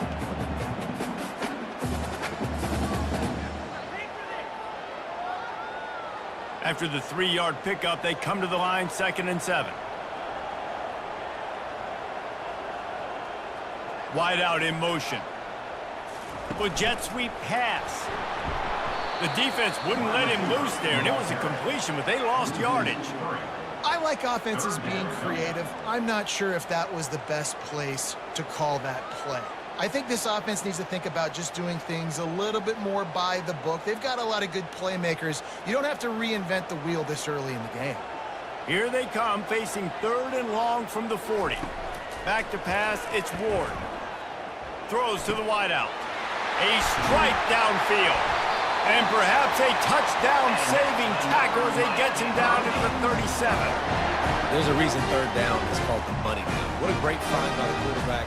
Great job finding his receiver. At the end of the game, you look at 3rd down percentages. It tells a huge story, and it goes a long way in deciding who wins a football game. Time winding down in the quarter as they come to the line. From the gun, running back on the move.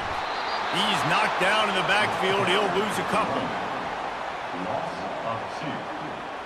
2nd down coming up.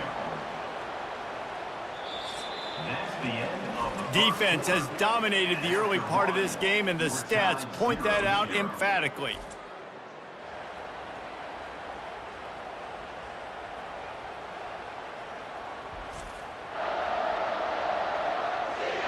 Sometimes you see the offenses sort of settle in, find areas to probe after that first quarter. After losing yardage, it's 2nd and 12. They bring him down, and he's going to lose a yard on that one. That back had nowhere to go. Defensive line ate up the blocks, but how about the linebacker swarming in, coming in and making a great play on the ball carrier?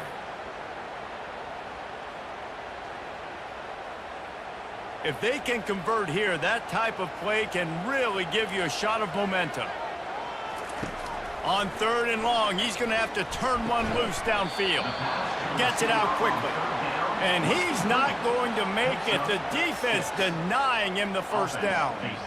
You got to love that. On defense, one of the most critical statistics out there is how do you play on 3rd down? How do you prevent the opponent from keeping drives alive? Right there, tackling the catch. You gave up the completion. Whoop-de-doo. You've set up 4th and long. You're going to get the ball back. Go get some water and celebrate. It's good. He could have hit a string right in the middle of the uprights there. And it took until the 2nd half, but we finally get one of the zeros off the board. It's 3-0.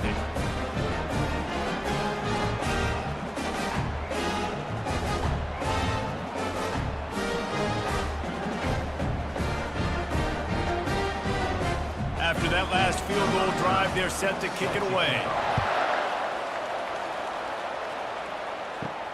Here he comes from inside his own 5. Didn't find any crease in that kickoff coverage, and he'll be stopped at the 17. The Bayou Bengals will run the offense out onto the field. That last drive won't go on the highlight reel after ending in a punt. They'd like to be more productive this time, David.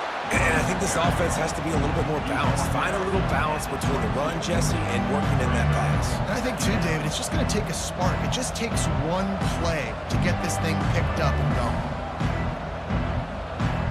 Halfway there on first down, it's 2nd and 5. Looking for a man. It's Nussmeier. Quickly complete. And how about that catch and run? So dangerous, this guy. Quarterbacks love receivers that can do damage once they have the football in his hands. No doubt there. Easy slant, completion, and then let your receiver go make hay once he has the ball. It's 1st and 10 from the 38-yard line. Quick handoff. Not a whole lot of room there. 3 yards maybe. 2nd and 7. And a lot of times you want those big plays. You want those splash plays. But sometimes you're going to take some losses. You're not going to run the football overly well. But if you continue to run it, you can at least create some balance. You at least have the threat of it. Otherwise, you're just going to abandon it, and now it's just going to be a passing game. Gets it out fast. And they bring him down quickly, but a good gain there. Well, it's a nice job by the defender there closing the gap with the wide receiver. They're going to complete the hitch pass, but he's able to run right up on him and get him to the ground for a minimal gain. Coming to the line of scrimmage on 3rd down.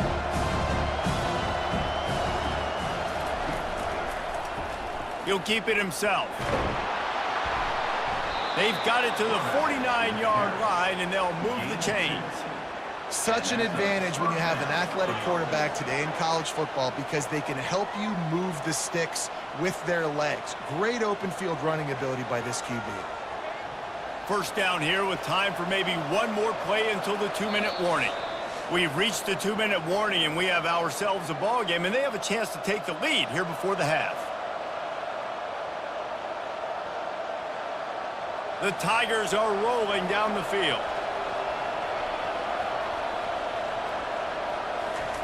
He'll come out throwing on 1st down. Trying to get behind the defense.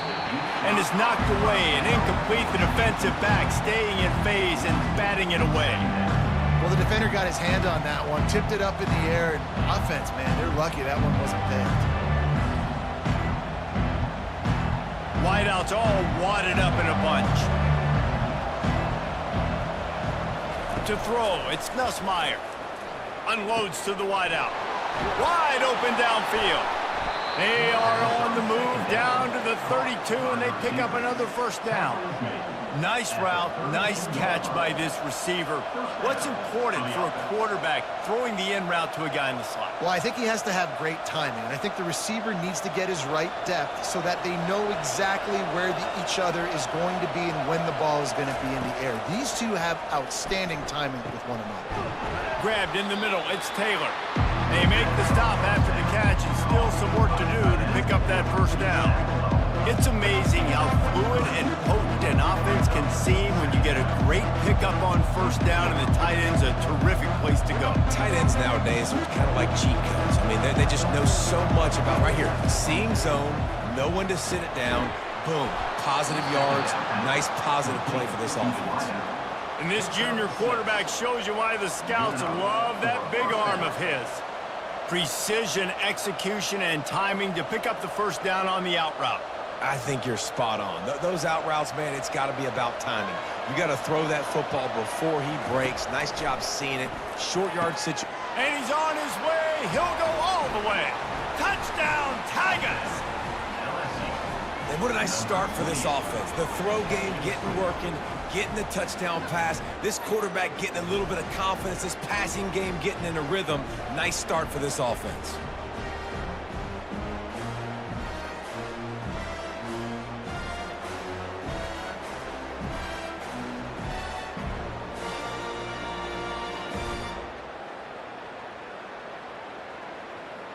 They'll try to add another to their lead. And the extra point makes it 7-3.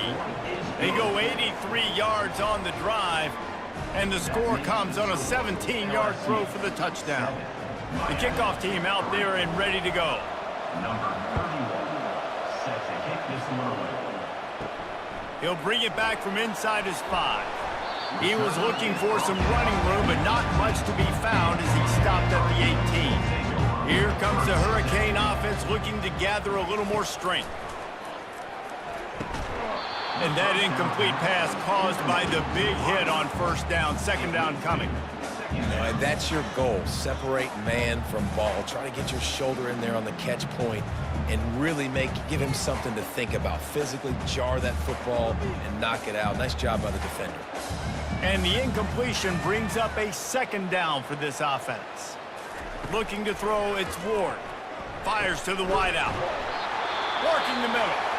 There's a timeout called as this offense tries to find a way to draw a little closer. They've got it at the 37. It's 1st and 10. Looking to move it through the air. He's going to let it go. It's complete. Here's a timeout on the field. Tight game here late in the first half. Well, Reese, you and I were talking about this before the game. How is this defense going to be able to deal with all the speed they have offensively? You saw them just rip off a big play. And it's intercepted. A turnover for the defense. Going the other way, and he's got room. And they capitalize not only on the pick, but on the great return to improve this field position. I love when people start to understand what we're doing defensively. If they're going to pass the football and that's where they're going to live, well, I'm going to live in dime. I'm going to bring more defensive backs on the field so I can cover more of these speed guys that they have out there. Great job by the defensive back, breaking on the football, making the INT, making the DC look very smart. LSU will dive into the playbook here on offense. They're already in field goal range, but Jesse, they want to be aggressive, but they can't take a negative play. Well, the play caller's got to look up and down his sheet here to find a shot to the end zone, David. Be aggressive and see if you can get a touchdown late. While knowing that I've got 3 in my back pocket. Don't force the ball into a bad situation, but we're definitely trying to get a touchdown. The Tigers trying to pay off the threat on 1st and goal. Looking to throw. Coming after it. And he will be sacked at the 6-yard line. The offense will quickly use a timeout. Can the D deny them on 2nd and goal? He's looking to throw. It's complete. And he's into the end zone. Touchdown, Tigers. The offense did exactly what it needed to do, getting the ball in field position like that. It's that killer mentality. You step on their throat, you keep your foot down. When you get opportunities like that, they are golden chances to put touchdowns on the board. The offense took care of business.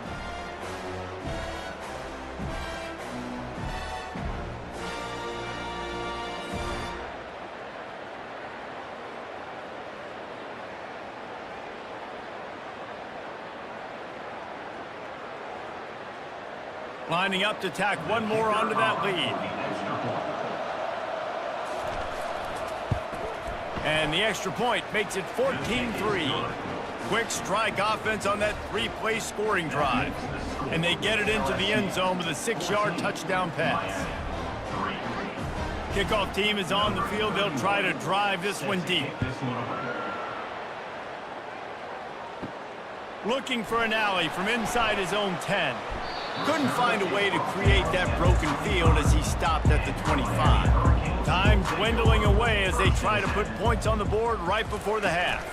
They'll turn to Martinez. 1-step wrap, 2-step squeeze. This junior knows how to get him on the ground. First half in the books. Time now to join Kevin Connors in our halftime update.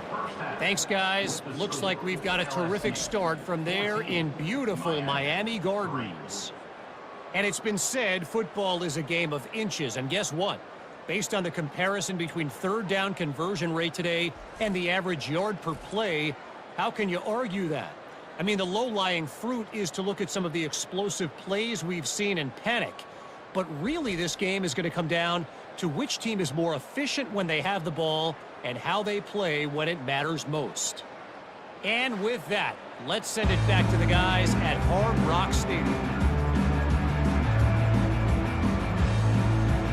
LSU ready to boot it away and open this second half. On the move from inside his 5. Not a lot of space to be found. Good hustle by the coverage team, and they stop him at the 21. And here comes that Miami offense back onto the field. Down 2 possessions to start this 3rd quarter. They'd love to build some early momentum. You ain't lying, because you only got so many possessions here in the 2nd half, so now you're dead. He's loose. Big gain on that one as he steps out of bounds with a 1st down. And I tell you what, we can focus on the left side of the line of scrimmage because that's where the play starts. But you don't get big gains when you run out wide unless wide receivers, yes, wide receivers commit to blocking, staying on their guys. Really good job on the outside by giving the running back space to make the big play.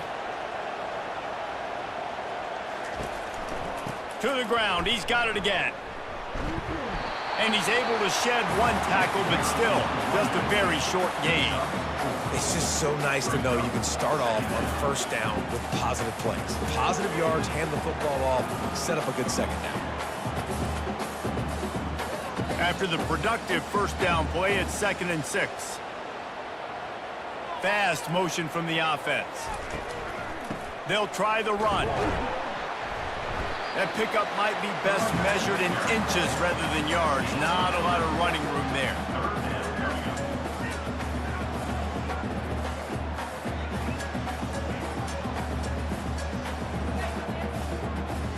And this offense just has to find a way to convert this 3rd down, or else they are really in trouble. They'll try to power their way ahead. He's knocked down in the backfield. He'll lose a couple. Well, they're trying to get that run play going to the outside, but it's the defensive end who does a great job winning his one-on-one and forcing the negative play. So they're going to send out the field goal unit to try a long one. He says he can kick one from 75, but here he's going to need just 58 of them. No good. My goodness, you need those field goals, guys, to cut into that deficit. We're still at 11. LSU 14, Miami 3.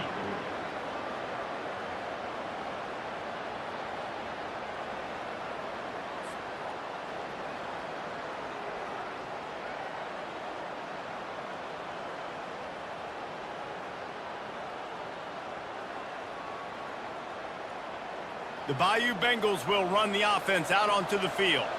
Boy, David, they would love to stack another touchdown on top of that last drive. And this offense did such a good job on the last drive. Everything in rhythm, moved the ball down the field, didn't make those mistakes, Jesse, and they need to do it again on this one. Yeah, you're right. They had the defense on their heels. You wonder what sort of communication was going on that sideline. What sort of changes were they able to make, because they got to stop the bleeding right now. This offense has a 2nd down play. Play action. Sends it downfield. He's got it at the 15. Touchdown LSU. And once he found daylight, it was Katie bar the door, baby. Man, there was something going on that play between the quarterback and the receiver. They were looking at each other, and it was almost like they were smiling. The receiver's out to his right. He saw something he liked. He knew he had the post throw, and it was on. Shows you the speed, puts on the afterburners, accurate throw, and it's a touchdown.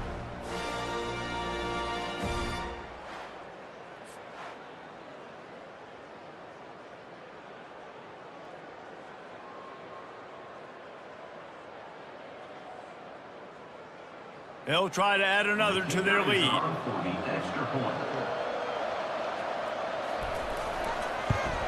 And the extra point makes it a 21-3 lead.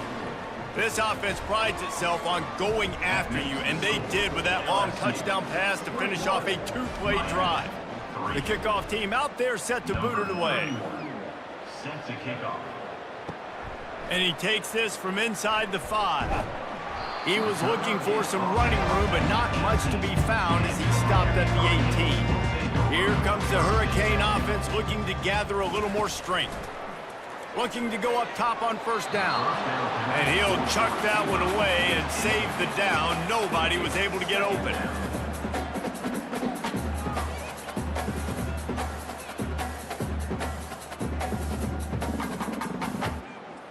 Now on second down after the incompletion.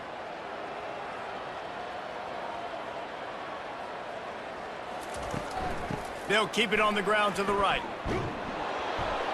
Didn't get much done on that run. He'll fight his way out and maybe pick up a yard. Great job by the whole defense, but how about the little bitty defensive back throwing his face in the fan? I ain't scared. I don't just cover guys. I make tackles. 3rd and 10, still backed up inside their own 20. This drive hasn't really gotten started. They're setting up the screen. Shows him the stiff arm.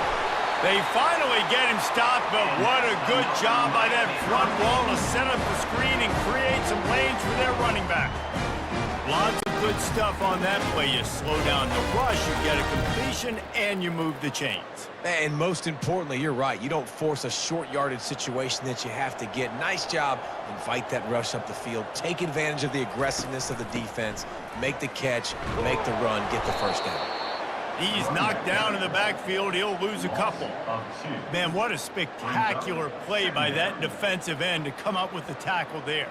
And you see those guys get off the football so fast. Most of these guys are 250 to 275 pounds, but they get off the ball fast, low. And the offensive linemen, they have no chance to stop those guys as quick and as fast as they are. Nice move to keep moving. Stopped after a pickup of 4. Good run to get it out to the 34.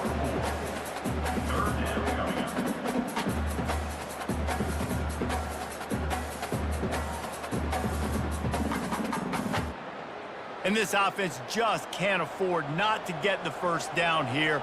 Already trailing big, and the clock is not their friend. Feeling some heat. And the defense gets to the quarterback. Well, this defense has been dominating their opponent all game long, and I think you're really seeing the fruits of their labor on the recruiting trail. They have got some dudes up front, out of high school, in the portal, and those guys are just wreaking havoc on this offensive line.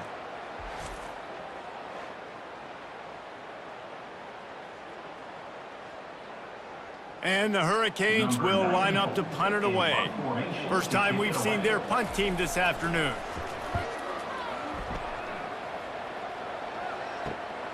Looking for a block. It's Thomas.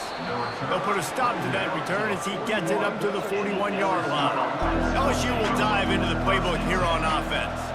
This offense has really been clicking in the game so far, Jesse. No doubt. Everything their play caller is dialing up, these guys offensively have been able to go out and execute. Yeah, and it's just maintaining the lead. Keep doing what you've been doing. You got a big lead. Let's just keep piling it on until they find an answer.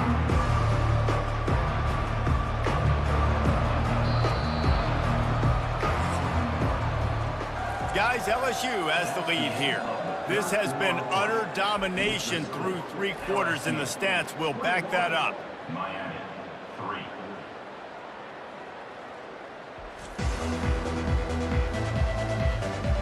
One more period to go, and we'll see just how much fight they've got left in them. And now on second down for this offense. Wide receiver shows motion. Touch pass on the run. And they're able to force him out of bounds after a short pickup. And these little touch passes, man, they're just the easiest completions ever for quarterbacks. Palmer, I bet you would have loved being able to just flip it forward. That counts as to your completion percentage, which is good. And then it's all run after the catch, so pretty easy for a QB. You wouldn't have been the only All-American in this booth, David, if I were allowed to push passes when I was playing quarterback. I'll tell you that. It is so hard to defend. It's so hard to seal that edge, especially when this guy's full speed ahead. Man, really nice job by the defense, understanding the situation. We know they like to run the touch pass. Great job selling out, seeing it, bringing those guys right down, flying into space, getting the fast, speedy wide receiver on the ground. Nice third down stop. Solid punt, headed toward the sideline, trying to make it tough to return. And here comes that Miami offense back onto the field. That last drive fizzled out, Jesse. They had to punt it. Yeah, they did. And, David, they're just going to have to do a better job this time around erasing the mental mistakes. And just trying to solve the defensive riddle, understanding what they're trying to do to you and attack them. This defense better not blink. I know they've got a lead here in the 4th quarter, but just look at who they're going against. This quarterback is one of the best in the nation. They cannot rest on their laurels. Someone's going to have to make a play. The offense lines up at the 41 with a 1st and 10.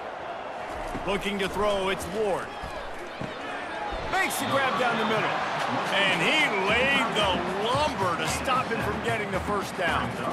You know, at this point of the game, guys, trailing the way they are late in the game, check down throws are not going to get it done. You've got to be more aggressive in the passing game. You're going to have to just start taking shots. And the Canes are in the hurry up.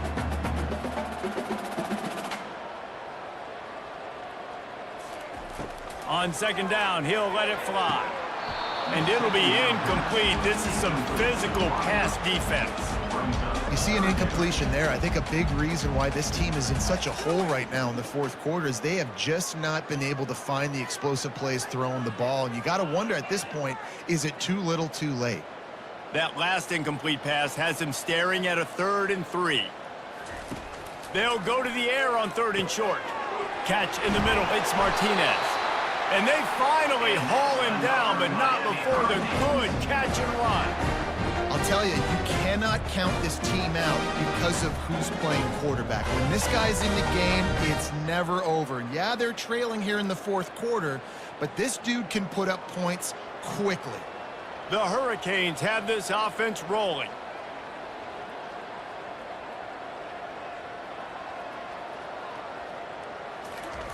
To the air on 1st down. Throws to the wideout. And it's incomplete. If you're going to take a hit like that, you might as well hang on to the ball. Well, that incompletion really tells the story of this football game. If you don't score touchdowns, it's really hard to win games. They haven't found themselves in the end zone at all in this game. Throwing it, running it, they have been completely dominated. They want to just keep throwing it. Catch in the middle, it's Restrepo. They make the stop, trying to pick up just a little bit at a time to get to that 1st down marker. And defensively, this is exactly what you want, right? You got the big lead, so you can play big zone coverages. Just keep the ball in front of you. Keep your eye on the quarterback, rally to the football, gang tackle. You're going to win this game.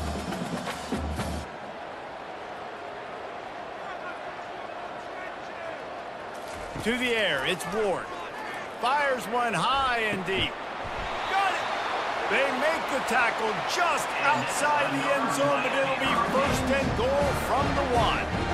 And Jesse, there's a huge mountain to climb here, but you might as well start with a chunk play. Well, you got to start somewhere, Reese. It's been tough going for this offense all game long. They find themselves in a hole, but I love the aggressive nature. Keep taking shots.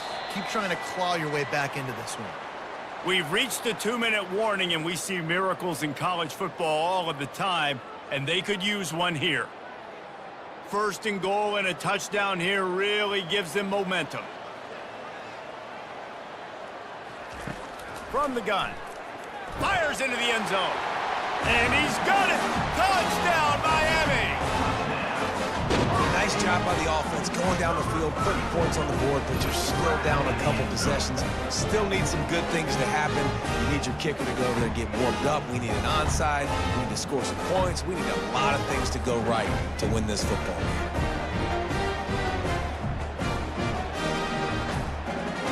Lining up for the PAT.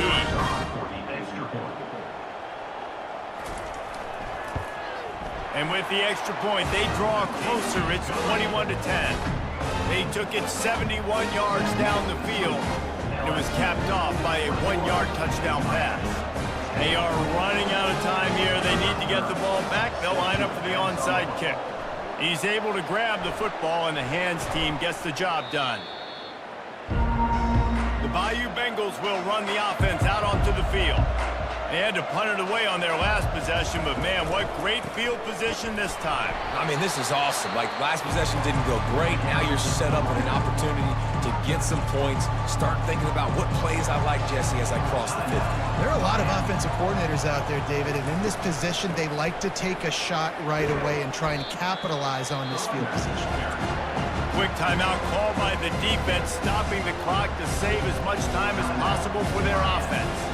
They line up with some serious work to do if they want to convert this one. Back to throw, it's Nussmeier. Caught. Finds a crease at the 20. And he eluded the defense, and he'll take it all the way. Touchdown, Bayou Bengals. These guys looking to put the finishing touches on this game with that score. Yeah, I think you feel confident that ends it, right? Late in the game, it would take a miracle for the defense to get back in it. That miracle is no longer coming now.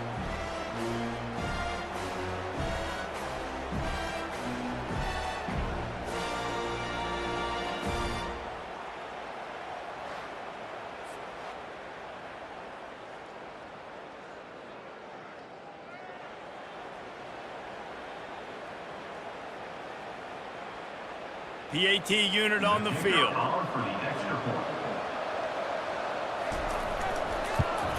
And now with the extra point, they're up by 18 here in the fourth. Quick strike offense on that three-play scoring drive. And the finisher coming on that 42-yard touchdown toss. The kickoff team out there getting set. Just into the end zone, and he'll bring it out.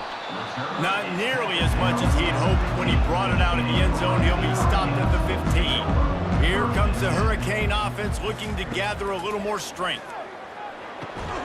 Pulls it in. It's George. Good job running that route to get past the sticks because he got nothing after the catch. Oh, man, did he turn that one loose and fired it into the teeth of the zone. And you know as a quarterback, Reese, when you're throwing it to the perimeter of the field on these curl routes, you've got to have some heat. You've got to have arm talent to get that ball out quickly into the hands of your receiver before all those defenders can get to it. Man, this QB's got a cannon. Unloads to the wideout. Complete downfield. Got room to work. And he's still on his feet, but finally out of bounds after a terrific run. Big play in the running game for this offense. Well, this offense has a ton of work left ahead of them here in this 2-minute situation late in the game, but the drive off to a good start. You get the first down, you get out of bounds, you work in the perimeter of the field. That is exactly what you want to do.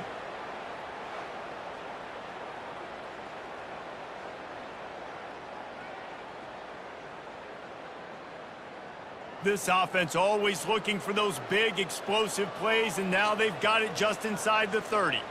Dropping back, it's Ward. And the physical play there forces the incompletion on first down.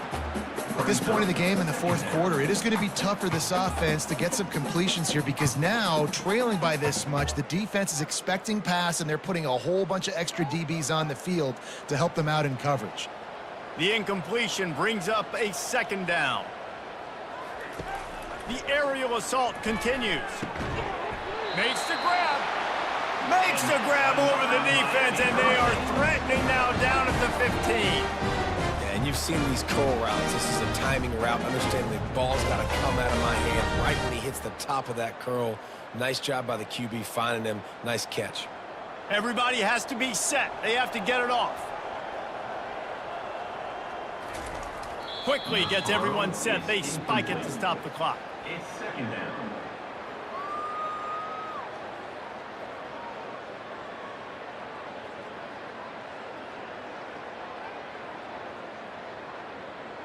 They'll line up for a second down play.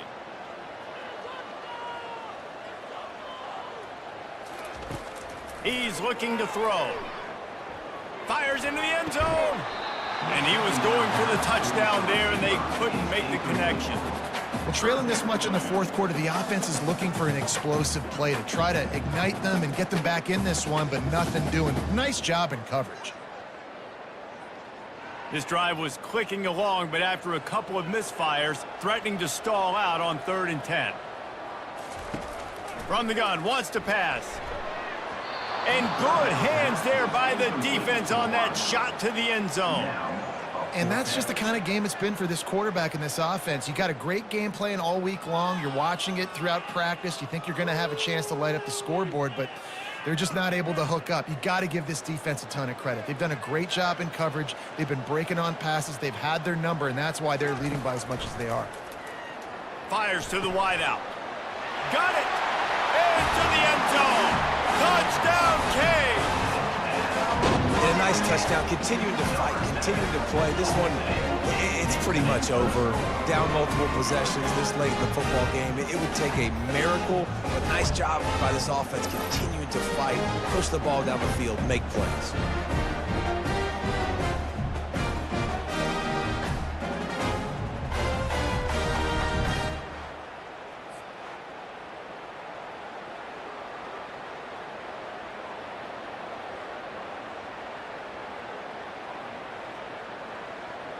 Lining up to add another. Kicker on for the extra point. And they make the extra point to draw closer. It's 28-17. So a drive there of 85 yards. And they finish it up with a 15-yard scoring toss. They're definitely up against it. Time running out, down 2 possessions. They'll try the onside kick. And a few anxious moments, but the hands team is able to fall on it. Running out the clock, a mere formality between them and a victory as we have victory formation coming. And they're just about out of chances. The defense can stop it one more time as the quarterback takes a knee. Final score, LSU 28, Miami 17.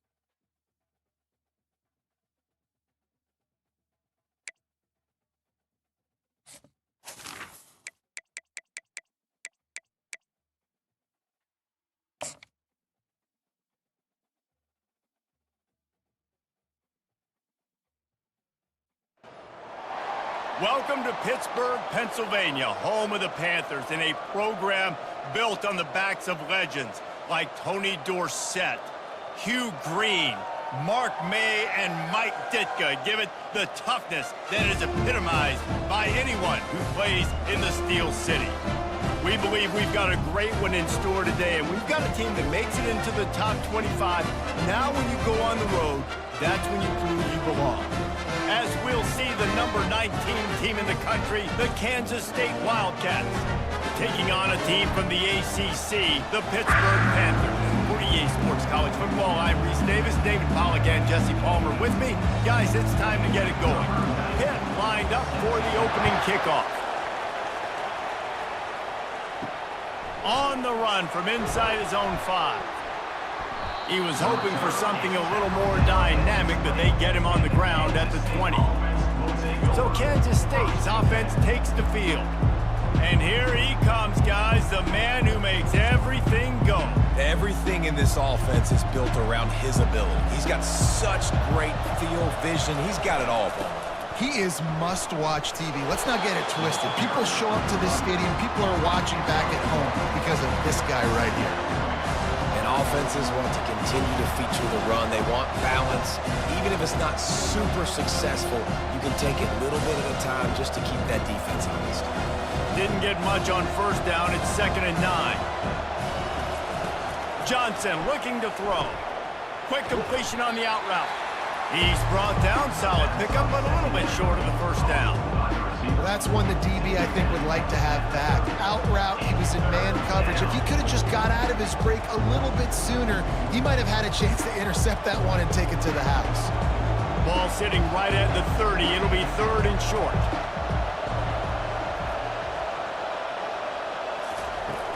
They'll try to bully their way for the first. They get him on the ground, but not before he gets enough for the first down. And I think on that last run play on 3rd down here early in the game, they're making a statement that we believe we're the more physical team and we're going to run the football even if you know it's coming at you. Nice job. They've got the ball at midfield. I expect to see more run plays coming up. They're getting this guy lathered up. And runs like that are like body blows in a boxing match. 4, 5, 6-yard gains early turn into 20, 30, 40-yard gains later. They really wear down defenses, and they test their physicality. Halfway there on first down, it's 2nd and 5. He's looking to throw. He just missed the target on that one. Got to put it on his body. I love the decision by the quarterback. He found the open man, just don't love the throw. Got to be a little bit more accurate, make it easier on your target. We'll see if they go back to the air after the incompletion. It's 3rd and 5. Takes it from the gun on 3rd down. Oh, they really could have used that catch there. Physical pass defense. It brings up a 4th down.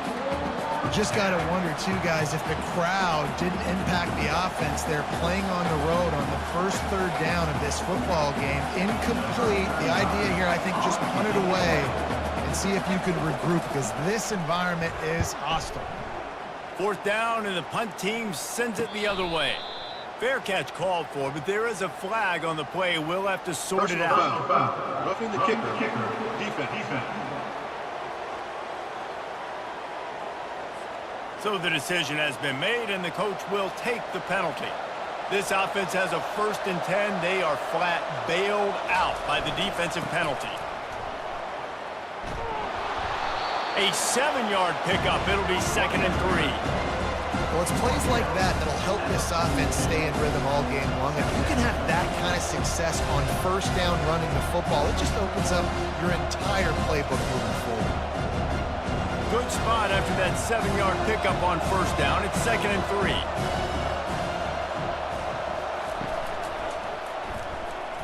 They bring him down, and he's going to lose a yard on that one. The whole point of running the quarterback on these design runs is to get an extra blocker. You should be getting more movement up front, but that time, guys were getting knocked backwards, and as a result, they actually lost it. 8th play on this opening drive coming up, and they need a 3rd down conversion. Johnson wants to throw it, using the back as a receiver on the screen. And they wrap him up, but not before he's got enough for the first down. And had they not picked up that first down, it would have been decision time for the head coach, right? You're kind of in no man's land on the fridge. Are you trying a long field goal? Are you going for it on 4th down? But because of the execution there and the nice throw, let's keep this drive going. Let's see if we can get 6. The run to the left. Jukes his way for more. They get him stopped after he picked up a 5 to the 28. I know that wasn't a huge, sexy gain. I know not everybody's jumping up and down, but what it does do is put you in a great position to succeed on 2nd down. 2nd and 10, really hard. 3rd and 10, really hard. Now you're in a manageable situation. It really gives you the whole playbook.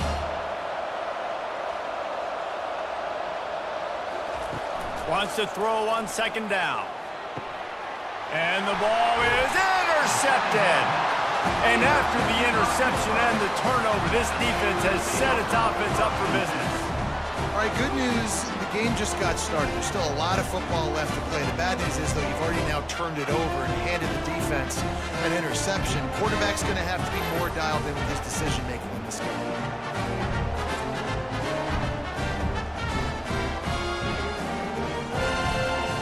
First down for this offense. Trying to start the drive with a pass. And this will be incomplete. A big hit there forces second down. What a hit by the defender. That's a good throw, and that was going to be caught, but how about the defender dislodging the football from its intended target? Nice job. After the misfire, it's 2nd and 10.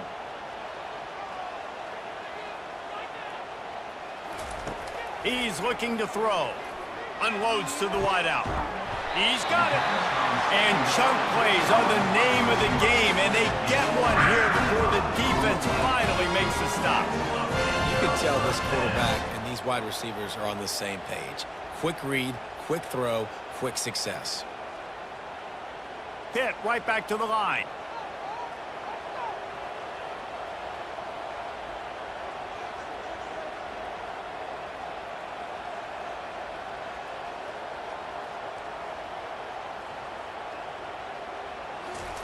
He's looking to throw it. Got his man quickly. A nice job by the QB there, timing out that drag throw. It's zone coverage, so he's got to make sure he gets it to his receiver in a window to allow him to catch the ball and then turn it upfield.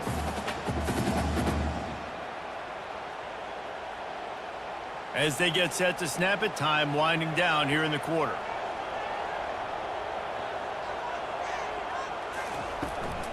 They'll try the left side.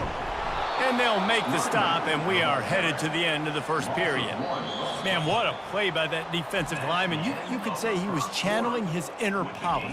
And that's what defensive linemen do. Big, fast, one of the most athletic players on the field, getting in the backfield, just beautiful. You know, you could have shown a little humility there and said, "Aw, shucks," or something. Aw, shucks, or something.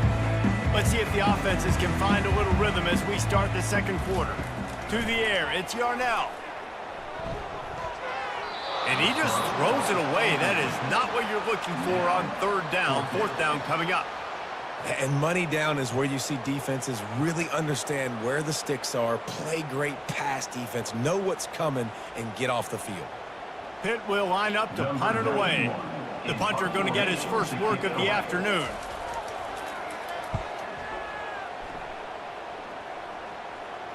No return coming. He'll call for the fair catch. K-State has the ball back, and the Power Cat offense returns to the field. That last drive was promising for a while, but you just can't mess it up at the end with the pick, Jesse. No, you got to be able to finish drives, especially in this game if you're going to win. And, David, they've got to be able to eliminate the mental mistakes. Yeah, and I don't think you get conservative or play it safe. You can trust your guy. I think you put the ball right back in his hands and let him do his thing. Ready to fire from the pistol. Looking to throw on 2nd down. Quickly to the tight end. Now they've got even more breathing room out to the 31 and a fresh set of downs.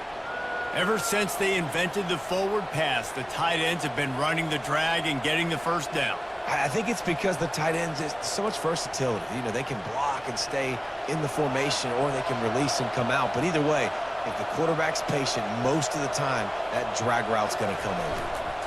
Looking for room. It's Giddens. Found a little space, and he's got 4 to the 35.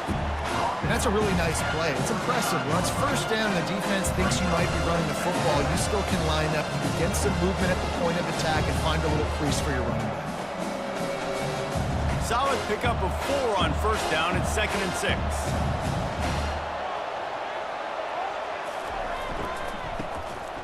Wants to pass it. Got his man downfield. At the 35, he's loose. Flips the field in an instant, and he has it down to the 25-yard line. How nice is it as a quarterback when you don't have to throw post routes to get great stats? No, I can just throw it quickly to one of the fastest players in the entire nation and let him burn this defense.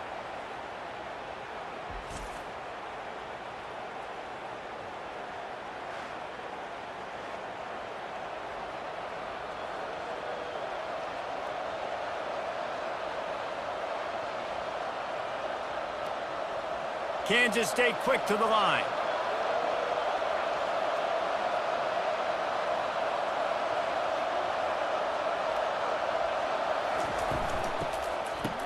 It's a reverse. That one did not go well. Tackled in the backfield for a loss of 6. For an offense, to make the wide receiver reverse work, you've got to have a lot of guys doing a good sell job. Running backs have to behave as if they're actually going to keep the football, and everybody else on offense has to be yelling out, run! Try to make the defense over-pursue, but no Oscars being handed out on that. Johnson looking to throw. Fires to the wideout. It's caught downfield. And he's brought down after a nice game. It's really tough on offenses when defenses know what you got to do. You got to pass the football. They're in man coverage. How about the receiver understanding where the first down is? He smells it. He goes and gets it. And the Wildcats will snap it on 1st and 10. Now from inside the red zone. Got it set up on the outside. They get it down to the 7 on that pass play in prime position for a score. Running backs just have to be a weapon in the passing game, even for little dump-offs and checkdowns. Yeah, find your matchups. I mean, you think about running back versus a linebacker. We like that matchup in space, and so find ways to get the football to your running back in space where you can break tackles and make things happen because they're just so dynamic. We'll take a quick break here. 2 minutes to play in the first half. Going to work on 2nd down in the red zone. Is still some ground to cover to pick up that 1st down. He's looking to throw. Getting some heat. And he runs it in for the score. Touchdown, Kansas State. Kansas State. And that is exactly what you want from your offense. Man, late in the half, you want to execute and then punch it in physically on the ground. Take the lead going into the half. Take all the momentum. Nice execution on the drive by that offense.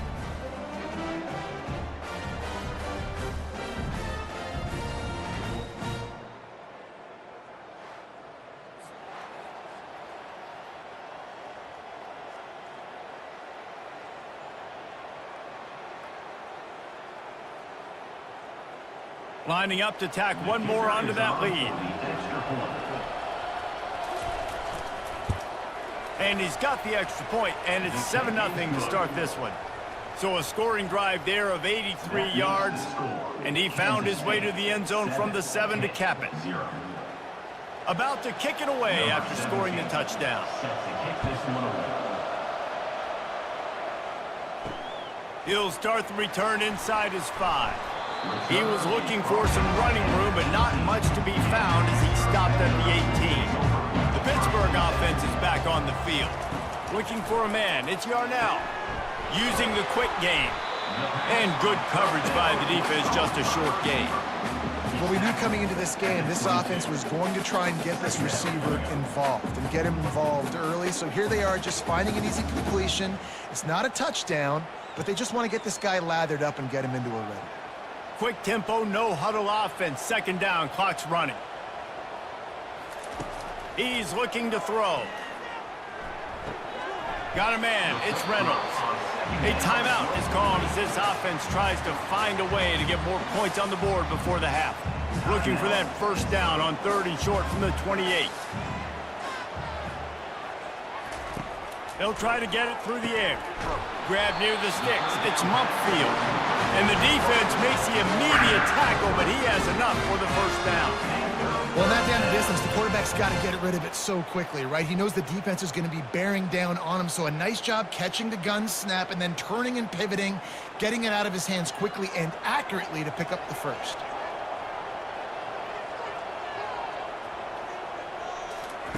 He wants to throw it again. He makes a catch. We got a timeout here late in the 1st half, and they'll try to get more points on the board before the break. And I love the awareness by the wide receiver on that play because I'm not sure that route was supposed to be that deep. You got to wonder if the receiver decided maybe to adjust the route a little bit to make sure that he got the 1st down.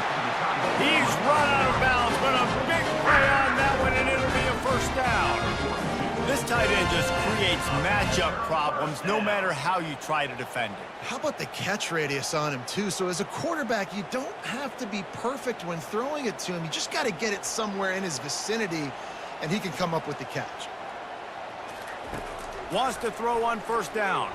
Unloads to the wideout. Can't hold on. He had him right down the middle, and he flat dropped it.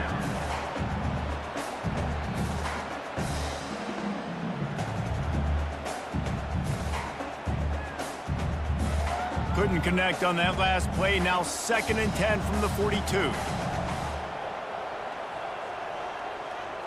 On the move, it's Yarnell.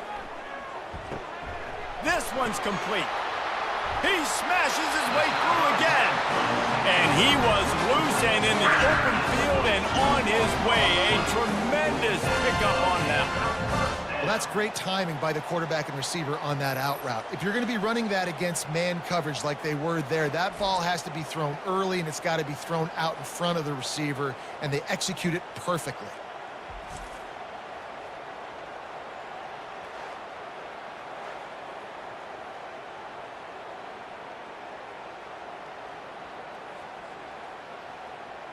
The Panthers will snap it on 1st and 10. They're looking to pass from the red zone. Quick strike complete. That throw and catch gets them down to the 6, and the defense is running out of answers. Nice, solid completion there.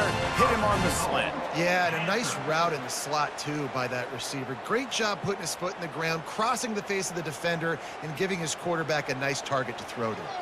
And now a chance to pull even as we get late here in the first half.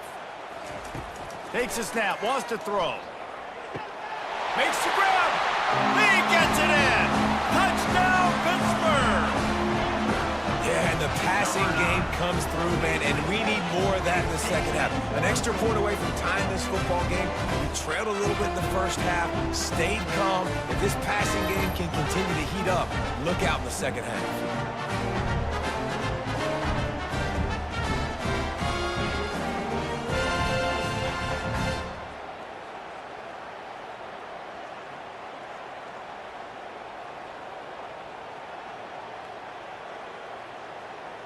He'll try to tack on one more.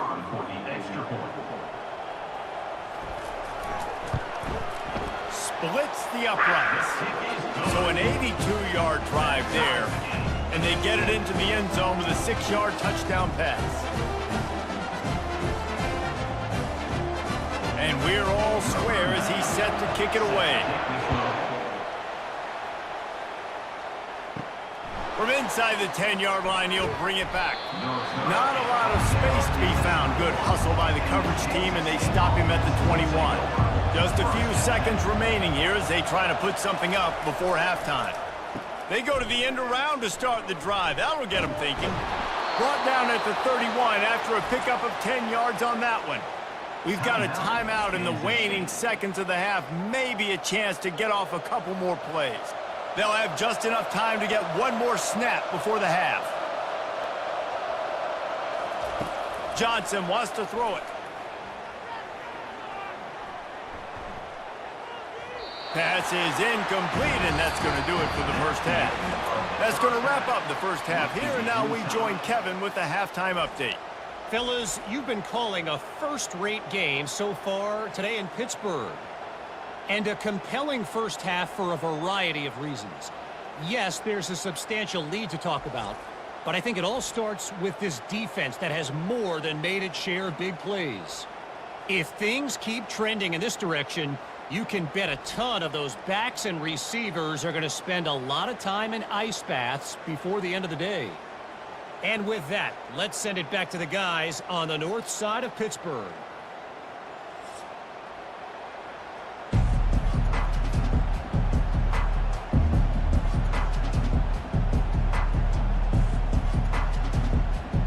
Kansas State will kick off as we get things started here in the third quarter. Here he comes from inside his own 5. Nice job executing all of the assignments as they put a stop to that return at the 22. The Pitt offense back on the field and ready to roll. The sledding has been tough. Scores have been at a premium, Jesse, and every possession seems like it could switch the momentum of the game. Yeah, Reese, for this offense, just feels like they just haven't been as physical. And for this offensive coordinator, David, he's having to go deep into the playbook just to try to generate a first down. Well, and the good thing is there's not a ton of game pressure because the other side's not scoring either. But if you can find that one thing get that one positive play, and then maybe you get those juices going and something can start to build. Moving the running back, trying to get the D to tip its hand. And that's a very productive first down play and bringing up 2nd and 3. All right, so not a home run play for the offense, but I do like the creativity, and I like how they're going to stress this defense and do it in less conventional ways. This offense set up with a 2nd and short. Handoff from the gun. Really nice stop there from this senior leader.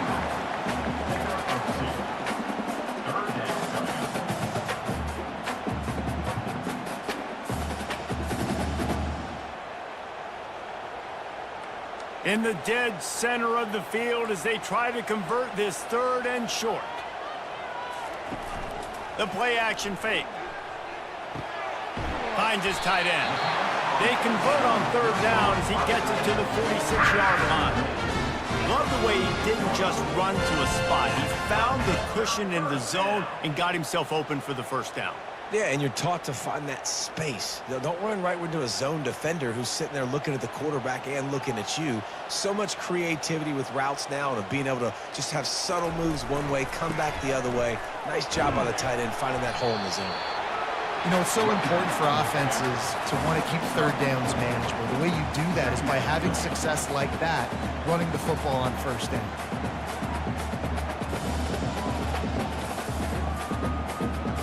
After the productive first down play, it's 2nd and 6.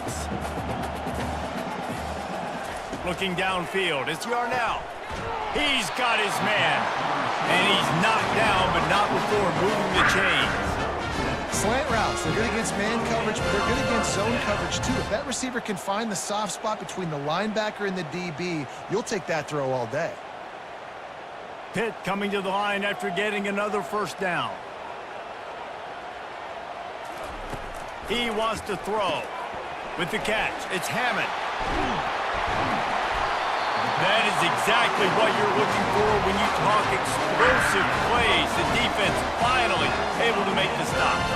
They've done a really good job identifying mismatches, and they find one out of the backfield there. Reese, I really don't think it's that hard. My guy is better than yours. Find the matchup across the field. Running back's got some speed. Get it in his hands quickly. Throw it to him fast. Let him make somebody miss against a slower guy that's usually a linebacker.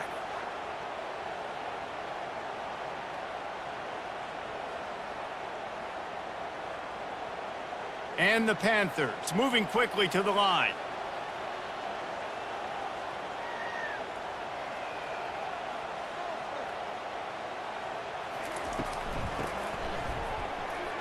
He's knocked down in the backfield. He'll lose a couple.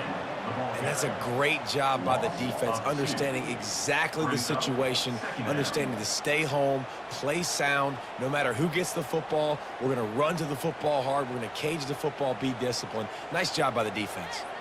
The negative play leaves them with 2nd and 12. Pulls it on the bootleg fake. Finds his big tight end. And that was some kind of collision between a couple of big bodies there, and he stopped from getting the first down. A nice job by the defense there tackling the catch and smothering the tight end. They know this offense is going to try to find him in the passing game in a lot of different situations. That time, perfect coverage, and nice job bringing the big guy down. Not easy to do. On 3rd down, he drops to throw. Caught close to the marker, hits lead. Touchdown, Panthers. And with that, they've got the lead here in the 2nd half.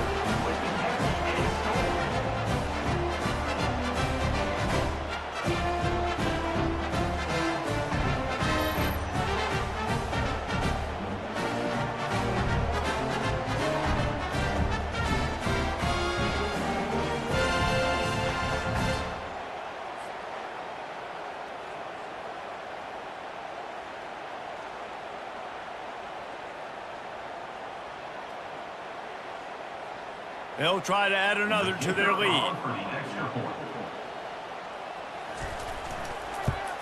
And the PAT gives them a 14-7 lead. They march 78 yards down the field, and the score comes on a 12-yard touchdown pass. They're just about ready to kick it away.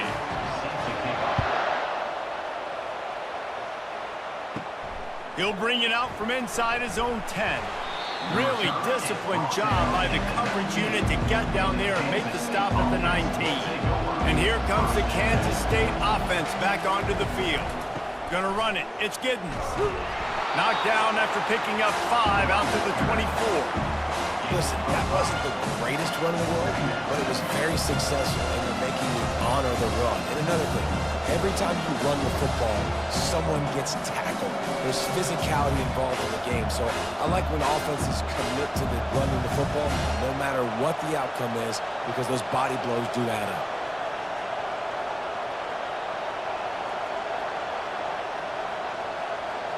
Touch pass on the jet sweep. Got the first down and more. And they'll finally bring him down after he rips off a huge play.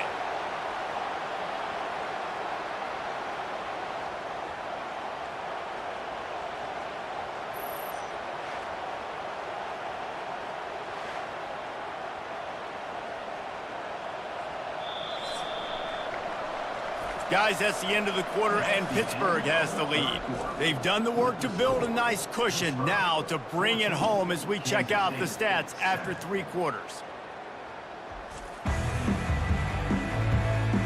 One more period to go to see who can make the winning plays and come home with the victory. They'll line up right at the 48-yard line on 1st and 10. Leaves it with the back. And he was able to run through 1 tackle, but still only a modest gain. You know, you better form tackle better on defense. You had a chance to make a big play, missed the running back, and as a result, he's getting positive yards. Defense has to do a better job of finishing. Halfway there on 1st down, it's 2nd and 5.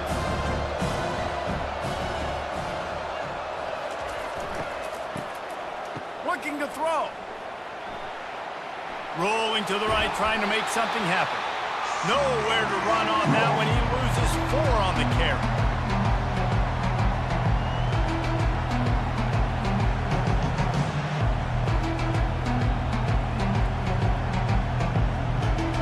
Third down conversions are a huge stat, and this one would be a doozy if they can pull it off. Johnson looking to throw. Uncorks one. On target to the left. Really nice job there by both guys to throw and the catch to work that defense and get the 1st down. Yeah, and I love the big tight ends because they got those big catch radius. You can throw it anywhere near them, and they're going to catch it. And break tackles, the big physicality after the run, getting some extra yards when it wasn't there. In search of that tying touchdown. They've moved the chains a couple of times. It's 1st and 10 again. Knocked down at the 27 after a pickup of 5. I like it. Just frustrate the defense. Get that 5 to 6 yards. Make them honor the run. Make them know that you're willing to run the football and run it effectively.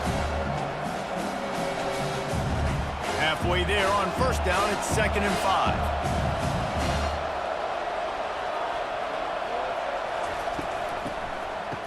They run the reverse.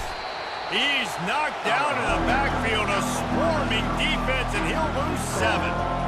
You know, as an offense, oftentimes you try the reverse play because you're trying to take advantage of a defense over pursuing and buy a lot of defensive team speed. Didn't work right there. Great discipline by this defense. 7th play of the drive coming up, but a long way to go on 3rd down. Throws to the wideout. Got him downfield. Touchdown, Wildcats! And once he got loose, it was all over. The defense just lost track of him. There's no other explanation. I've got to assume they knew he was in an eligible position. Or it was just ridiculously good scheming on the offense, Reese. I mean, just an unbelievable job of getting your guy wide open.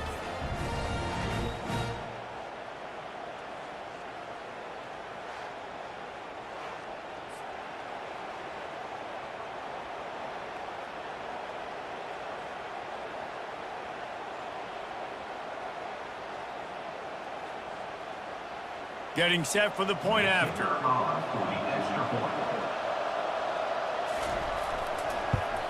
And that extra point was good, and we are deadlocked here in the fourth. They put together an 81-yard drive, and the final 34 yards covered by that touchdown pass. We've got a dandy going here, all tied up in the fourth quarter and about to kick it away. He'll bring it back from inside his 5. Really disciplined job by the coverage unit to get down there and make the stop at the 19. The Pittsburgh offense is back on the field. They unleashed an aerial assault last time that took them right to the end zone, David. So, Reese, with that drive, I think you've accomplished something you wanted to accomplish. Make this defense think. Put them back on their heels. Now, shoot, Palmer, you might be able to slip a few runs in on this drive to really jack them up. Yeah, I like that idea, but I also like the fact that speed kills. And they've got it at the receiver position, so if you've got one-on-one matchups, man, take advantage. 8-yard pickup on first down leaves them with 2nd and short. They'll give it to the back. That play just never had a chance. They knock him down for a loss of 5. It's amazing how a play by a defensive end in the backfield can really swing the momentum not only of a series but of a game sometimes. All you're trying to do is create negative plays, to get them behind the sticks a little bit, to get those sacks, to get those tackles for losses.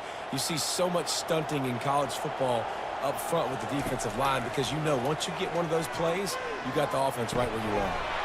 Got his man to the left. Ripping off a pretty good chunk of yardage. They got it out to the 41 with a first down.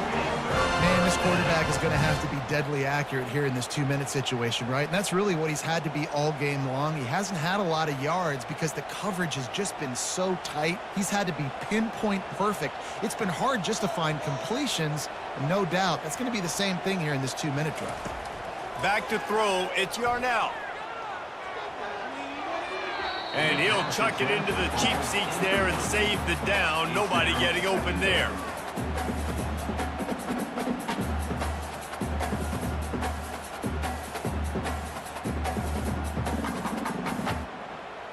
Let's see if they go back to the air on 2nd down. He's looking to throw. The short hands, it's Hammond. And the defense settled in to stop that one for a short gain. And listen, I know that wasn't a huge gain. It was positive, but I like doing more of that in today's college football. I'm just going to try to give my playmakers a chance to do damage in space away from all the big boys inside. They're at their fastest tempo trying to get off this 3rd down play. From the gun, wants to pass. And this is going to be incomplete on 3rd. Yeah, it's hard. This is the hardest time because you got to have plays and you got to have scripts because you know they're sitting back with all the DBs on the field in a dime package playing pass. How can we get first downs? How can we complete passes and get out of bounds to try to save some of this clock as we move the ball down the field? 4th down, and the punt team sends it the other way. Not going to risk a return here. He'll make the fair catch. K-State has the ball back, and the Power Cat offense returns to the field. There's enough time to get the ball down the field here, David, but you've got to make sure you're efficient and avoid mistakes. Yeah, and those 2-minute drills, you always talk about the first down, Jesse. Get that first down, stop the clock, get some momentum going on offense. Yeah, and good decision-making by the quarterback, too, right? You don't have to be greedy in this situation. Just take what the defense gives you and get yourself in position to win.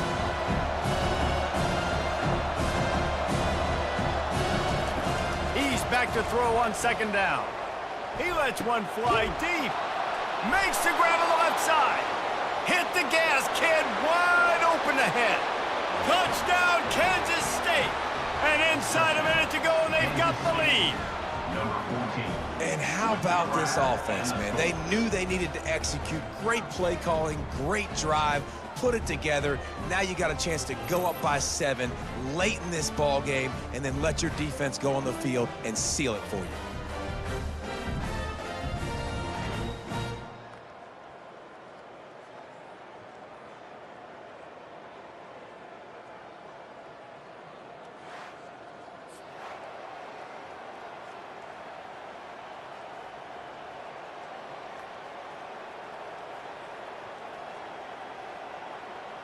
Ready to try the point after.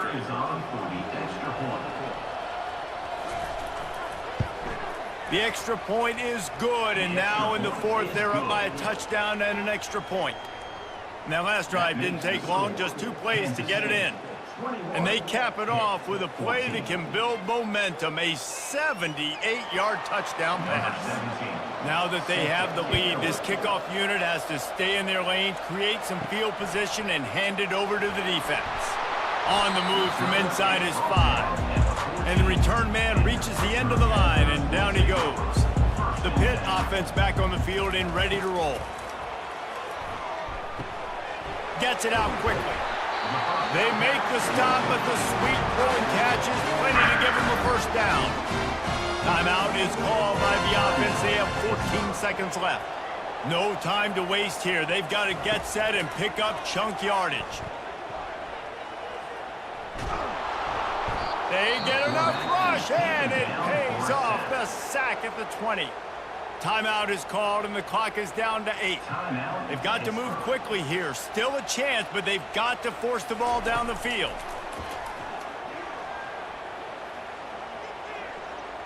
A deep throw as the clock winds down. And the pass is incomplete, and the ball game is over, and this will be a game of what might have been. Kansas State 21, Pitt 14.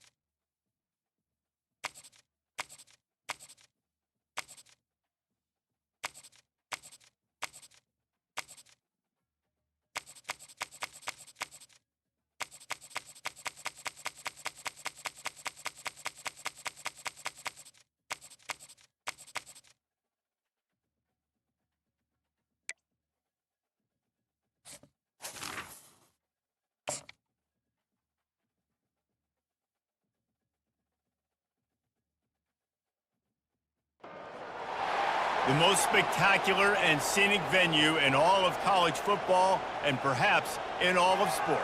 The Rose Bowl in Pasadena, also home to the UCLA Bruins. We've got a sensational matchup for you. Fans have been filing in and getting ready for this game. As we'll see a squad from the ACC, the Georgia Tech Yellow Jackets, taking on a team from the Big Ten, the UCLA Bruins. For EA Sports College Football, Reese Davis with you alongside David Pollack and Jesse Palmer. And guys, can't wait to get this one started. The Bruins will put toe to leather to crank us up. From inside his own 10, he'll try to help out their field position. Not a lot of space to be found. Good hustle by the coverage team, and they stop him at the 21. So Georgia Tech's offense takes the field to start this game off. And there he is, the man, David, that they build this entire attack around. And it's so nice to have a guy that makes everything easy for the people around him. The quarterback plays better because the feature is clear who that is. And we all hold our breath every time this guy touches the football. He's able to take it the distance on any given play. I know it's sexy to throw the football, but if you can pound it away and get these kind of gains, they will just add up, wear the defense down, get first downs, and ultimately get some points. This crowd bringing the energy and noise early. And the Yellow Jackets get it past the sticks. They've got a 1st and 10 at the 34. From the gun, the running back has it. Makes his man miss. You want to make sure to maximize those types of runs, and he gets it out to the 41. You want to talk about making it easy for an offensive coordinator. You pick up a bunch of yards on 1st down, make that 2nd down really, really manageable. That's a great job by the offense. Got 8 on 1st down, now looking at a 2nd and 2. Snap it to the back. And he'll be taken down, but he does have enough for the 1st down. The Yellow Jackets are moving quickly down the field. Leaves it with the back. That's what you expect from a senior. Don't give them any extra yards. Great tackle there. Got 3 on 1st down. It's 2nd and 7. Back to throw. It's King. He looks that one in nicely. They get him on the ground at the 37, but give him 15 yards on that chunk play, and they'll move the chains. Well, that's a great job working through his progression. The first guy he wanted to throw to wasn't open. He was able to kind of get through it. And lo and behold, there's a guy wide open. Nobody near him. It's a big play for the offense. He's going to pass on 2nd down. All kinds of room to throw that one in there. And he's knocked down immediately, but not before he moves the chains. Curl route seems simple, but when you time it like that so it's right on him, man, that's a tough play to stop. And give the receiver a lot of credit, too, because he knew where the sticks were. He got his depth on the route, and then he came back to the football. All young receivers can learn from this guy right here. Come back to the ball and help your quarterback out. Here's the handoff. They bring him down, and he's going to lose a yard on that one. Man down on the play as the officials take a break to let him be checked out. Just outside the red zone at the 21, but it's 3rd and long. From the gun, wants to pass. He caught him, and he will score! Touchdown, Yellow Jackets! You want to talk about a great way to start the game and set the tone early. It's so nice to have a quarterback just get himself into the game and get himself established. You make a couple throws, you lead your offense down the field, you score right off the bat. Could not have been a better start for that QB.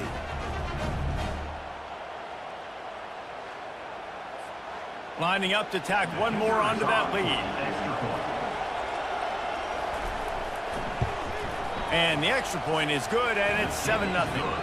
They march 79 yards on the drive, and they finish things off with a 21-yard touchdown pass.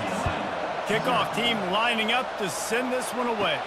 From inside his own 10, let's see what he gets. He was hoping for something a little more dynamic, but they get him on the ground at the 20. So UCLA's offense headed onto the field. Now our first look at them today. Offense set on 1st down.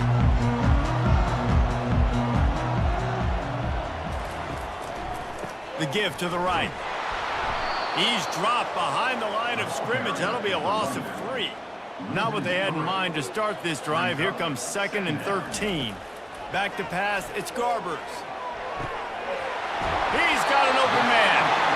He's run out of bounds, but not before. Turning in a big pickup and moving the sticks for a 1st down. More precision throws from this Bruin quarterback, much like a Rick Neuheisel used to play. Just pinpoint accurate. Put the ball right where you want to. You think about Troy Aikman, you think about some of those other great names in UCLA history.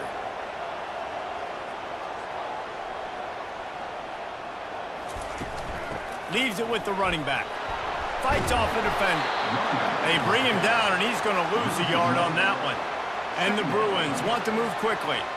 Listen, I know there are a lot of DBs out there that all they want to do is get interceptions and dance in the end zone. This dude likes to put his face in the fan, get close to the line of scrimmage, and tackle. And on the opening drive, if he's out there, he gets a huge tackle for loss early. That is a statement play. It's really hard when you get in those predictable situations. Defenses are sitting on the sticks. Receivers have to understand where that first down marker is. Heads up play, nose for the first down marker. Get in there and get it. After the 3-yard pickup, they come to the line, 2nd and 7. He'll run it again.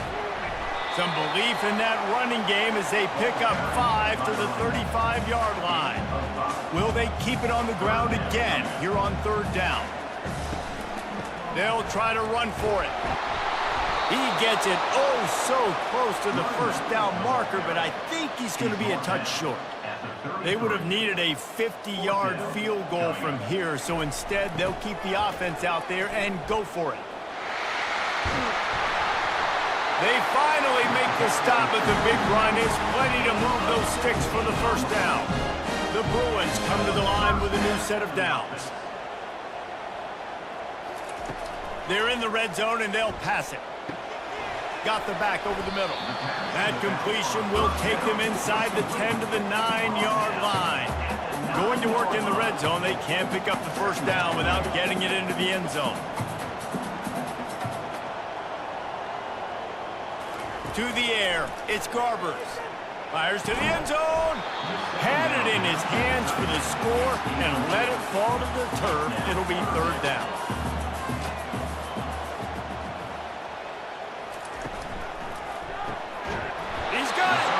Works his way to the 4-yard line, and they'll have it 1st and goal. Defense is backed up. Shadow of the goalpost trying to defend their own end zone. They bring him down, and he's going to lose a yard on that one. Well, they're trying to go with the QB-designed run, but nice job defensively. They were not fooled by it. They were physical up front, and guys defeating blocks, able to get that tackle for loss. Lots of time left, and we're ready to get back to it and open the 2nd period. Motion from the offense. Quick touch pass to the receiver. And he will take it in. Touchdown, Bruins!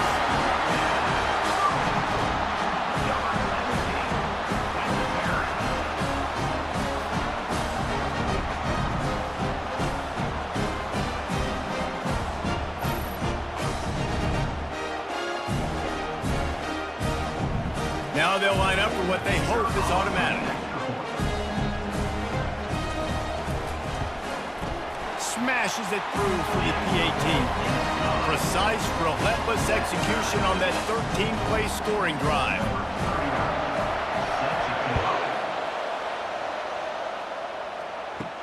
Here's the return from inside his 10.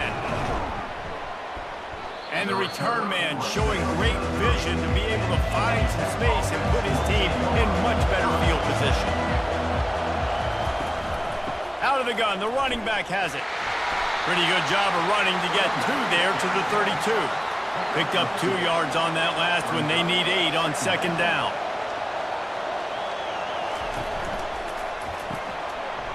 And that's going to be incomplete. A lot of contact on the play, but no flags. It'll be 3rd down. They line up, and it is a long way to the sticks from here. And they can't make the play on 3rd down. And the Yellow Jackets will send out the punt unit. Every defense in the country talks about getting offenses in predictable 3rd and long situations where I can bring on more speedsters, and I know the pass is coming, so I can have more success. On the move. Gets the nose of the ball to the 25, give him 1. And the Bruins come to the line in the hurry-up.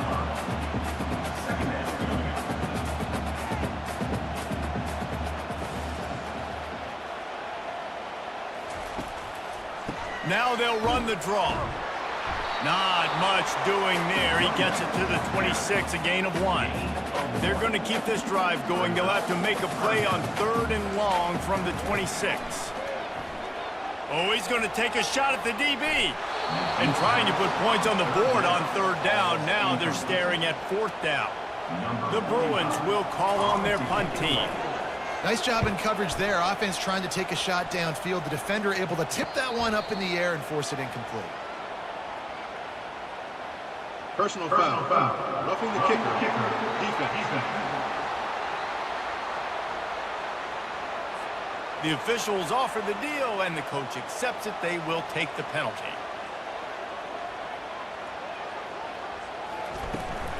Out of the shotgun, they go to the ground. Able to scrounge 3 yards out of that one somehow. It's 2nd and 7. Got a little work done on 1st down, now back to the line. They try to pop a run on the draw.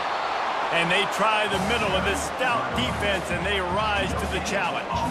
Let's see what they find in the playbook for 3rd and long from the 43. On the run, it's Garbers. Fires to the right. And the missed connection on 3rd down.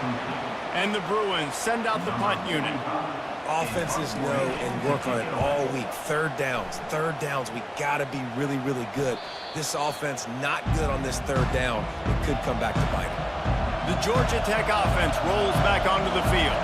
Boy, 3 and out last time, David. They'd like to be more productive this time around. Yeah, in the last drive, nothing really clicked. No rhythm. Got off the field really, really quickly. They need to put something together here, Paul. Yeah, David, bad execution on that last drive. So they got to take a collective breath and start playing like a unit on this one. He's really close to that 1st down marker, but they stop him just a bit short.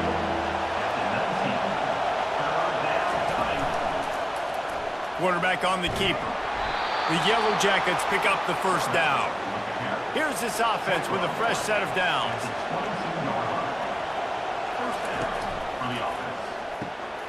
Pulls and fires it complete to the right. And he goes out of bounds after coming up with positive yardage there. Now on 2nd down. One of the things that makes this guy so dangerous is how good he is after the catch. If he's got any space around him, he's able to burst. He's able to make people miss and get extra yards for his offense. You saw it right there. And the Yellow Jackets have their offense in high gear. I like the running back there on the route and the patience he showed, really setting it up. He got to the defender, was able to put his foot in the ground, get some separation, catch it, and turn upfield for the 1st. Every offense wants to be able to run the ball and be physical, especially on 1st down. And you want to create 2nd and short, 3rd and short, or just get 1st downs like that run right there. Quickly complete. They make the stop right there. Good pickup, but still short of the 1st down. And as a defense, you're going to give up plays, and receivers are going to make nice catches, but it's your job to limit the damage. Great job by the defense. As soon as he catches the football, they get him on the ground. Don't allow any of those big plays after the catch. To the air, it's King. Fires downfield. It's caught. A quick tackle made, but he's got plenty for the 1st down. The Yellow Jackets come to the line with a fresh set of downs. Get it out on the screen. He will step out of bounds, but not before the big pickup and a 1st down for this offense. Hey, man, sometimes you get the perfect play call at the perfect time. That time the defense blitzing, offensive line allowed everybody to run upfield, and they slip in the running back screen, and behind it there was nobody there to make a tackle, and this offense generates a massive play. From the red zone, looking for a man. He's got it. They've got it down to the 3-yard line. Really well done on that throw and catch. And the Yellow Jackets trying to cash it in on 1st and goal. From the gun, he'll try to throw. Into the end zone. And he can't quite make the connection as he was trying to pay off this red zone opportunity. Got nothing last time. Now 2nd and goal from the 3. He's looking to throw. He makes a grab. Takes it to the house. Touchdown, Georgia Tech. And these guys just score from anywhere out there? After that drive, it sure looks that way. And that's what separates really good offenses from great offenses. When you're backed up in a bad position and you can still fight your way out and go get you a touchdown, that's a great drive by the offense.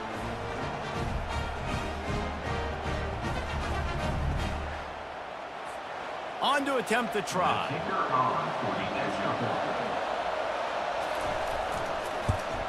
And the extra point is true, and they're on top by 7.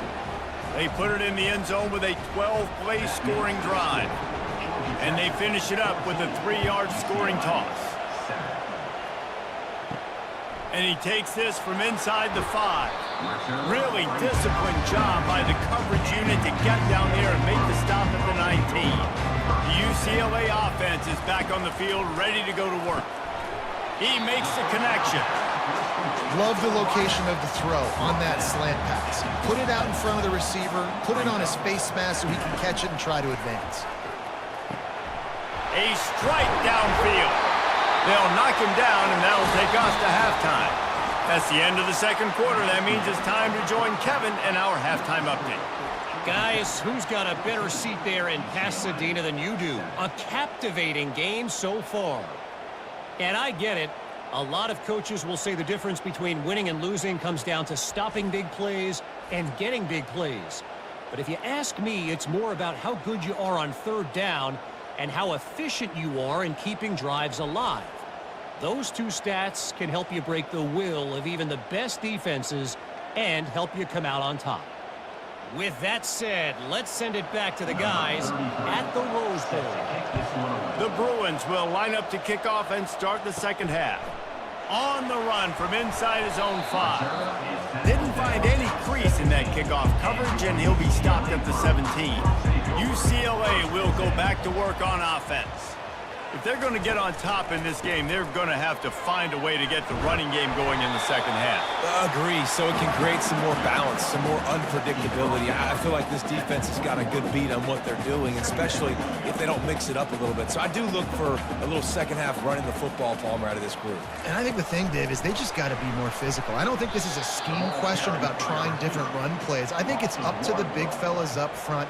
They've just got to make the decision that they're going to be tougher here in the second half so that they can win this game. Trying to make that rush think on the draw play here. Went to the running game on third down and picked up 5, but still a couple of yards short. It's 4th and 2. It's a nice game, but the big theme here is they just haven't been able to get the run game going on offense. They've been very one-dimensional. They're just not being physical enough to get on attack. And the offense takes over to dip into its bag of ball plays.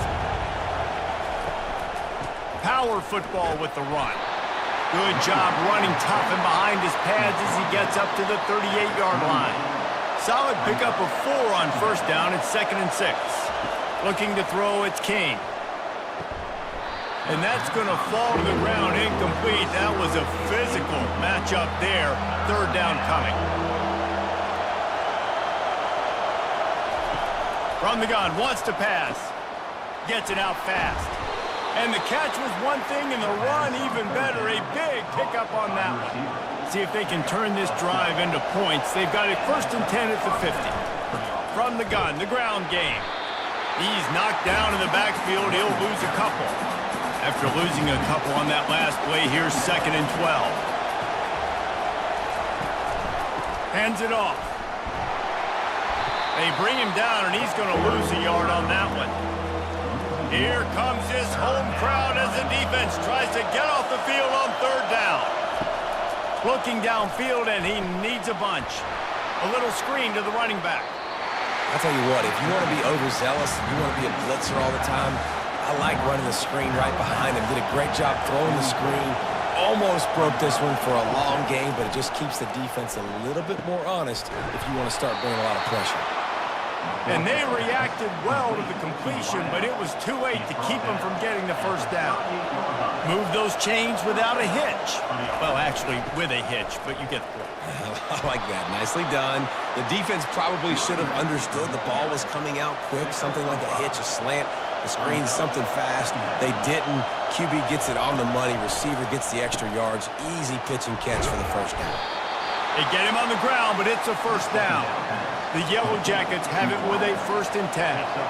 Good job by the receiver there not to run into coverage, but to find a spot that the quarterback could throw him the ball. Yeah, on those types of routes, Reese, they say if you're looking... Fires into traffic, intercepted. Takes it the other way. Powers through. And he was trying to chart a course on that pick for a pick six, but he'll be stopped at the 31. Man, what a play. Now you're setting your offense up for great position, but you want to make big plays as a defense. Not only make big plays, return it a long way down the field. You wanted a touchdown, obviously, but you set your offense up in great scoring position.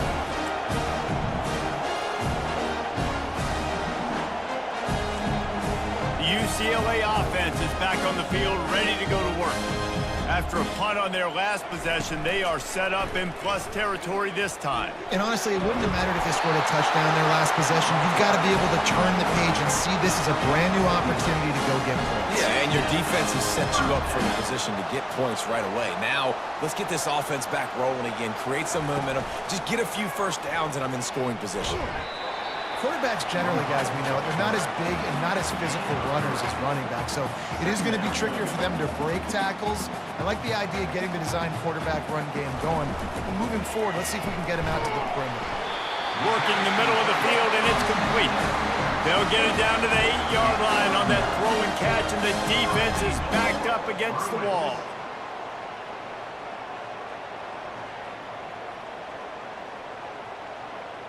And the Bruins want to crank the tempo.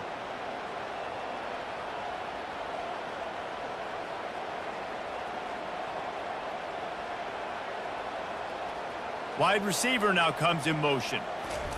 Touch pass on the jet sweep. Knocked down for the tackle.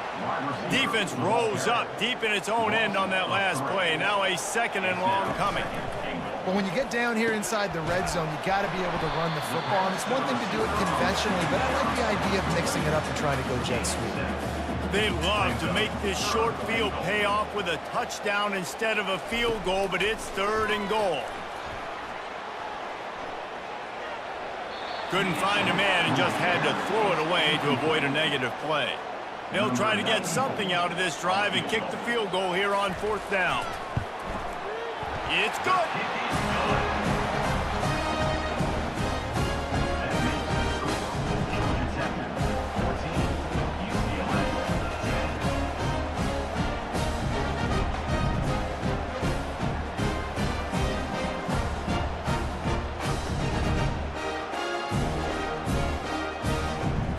So they're lining up to kick it off after that last drive. Put a 3-spot on the board, and now the defense will try to shut them down. He'll start the return inside his 5. Didn't find any crease in that kickoff coverage, and he'll be stopped at the 17. The Ramblin' Wreck offense rolls back onto the field. Boy, they had that last drive moving a little bit, David, but then the mistake just crushed them. Yeah, and those mistakes are going to happen. You're going to throw the football, you're going to throw interceptions. But I think I stay aggressive with this offense. I get back to what I did in the first part of that drive that made me successful. I agree, David. Just turn the page if you're a quarterback, right? On this drive, you did a lot of good things there leading up to that pick. Forget about it, move on, play the next play. As they get set to snap it, just about to reach the end of the quarter. Scanning the field, it's King. Fires to the wideout. Complete to the left. Finally run out of bounds, but he has this offense rolling with a first down. At the 38. And a first down for the offense. Guys, we've reached the end of the quarter, and Georgia Tech has the lead. They're sitting in a strong position here with the lead. Let's take a look at our game summary.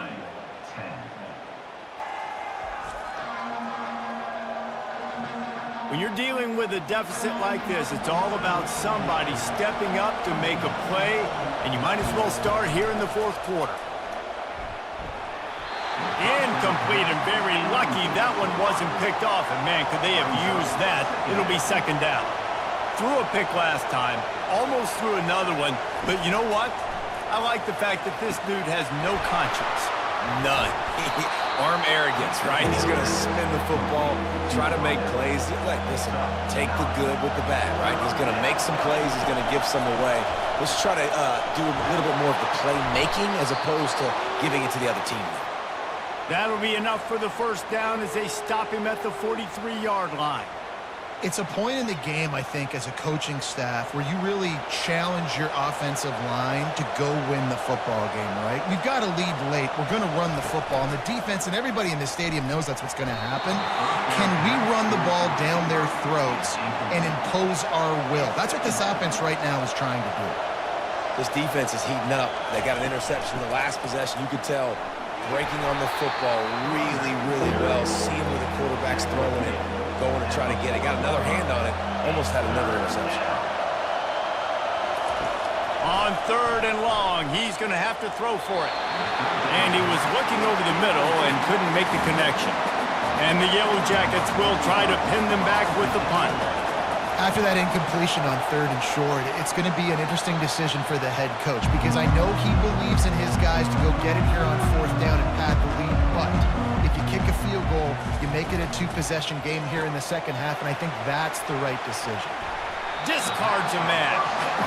And he'll step out of bounds after a very productive play. After the good pickup on 1st down, let's see if they keep it on the ground. Trying play action. Gonna take a shot. Makes the grab down the left side. And the tackle is made, but not before that completion gets them 30+. And listen, we needed that, right? We're down. We got to make something happen down the field. 4 verts, sending all guys deep, trying to make a play. This offense made it. They're going to need some more. The Bruins headed quickly to the line.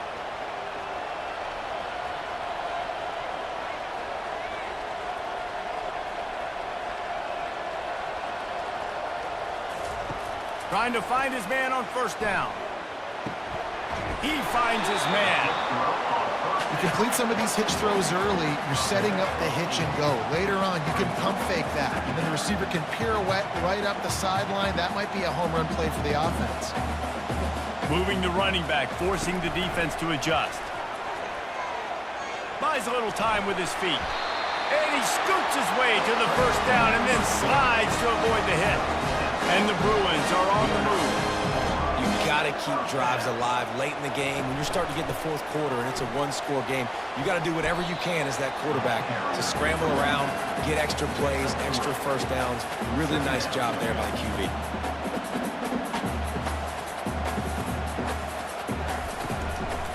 The give to the back. Able to get a couple on the play. He's down at the 9. The terrain gets rough this deep in the red zone. 3rd down. They can't pick up the 1st without scoring.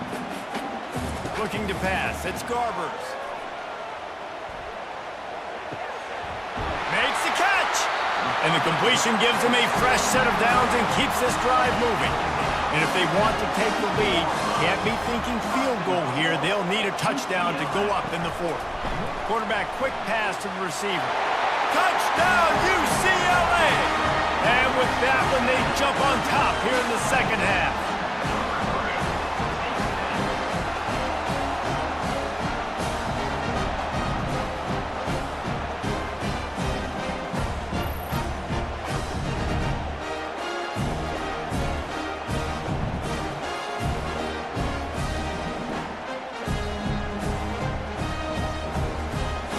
If he makes this one, the lead will be 3, and at least a field goal won't beat you. And it's good, and he pushes the lead to 3. So it's an 80-yard drive.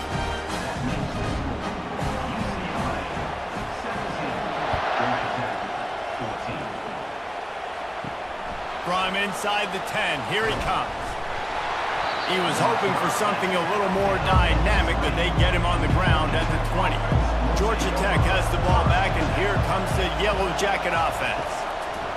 They're going to throw it to start the drive. Got his man quickly. They stop him almost immediately. Short gain there, and still a little ground to cover to pick up the 1st. He wants to throw here on 2nd down.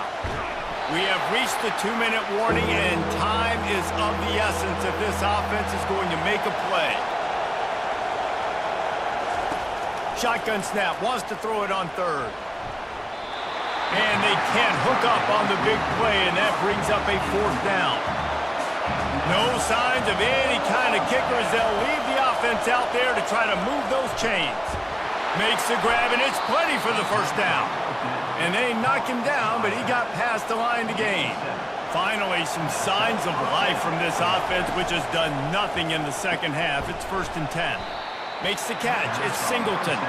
They make the stop after the catch, and still some work to do to pick up that 1st down.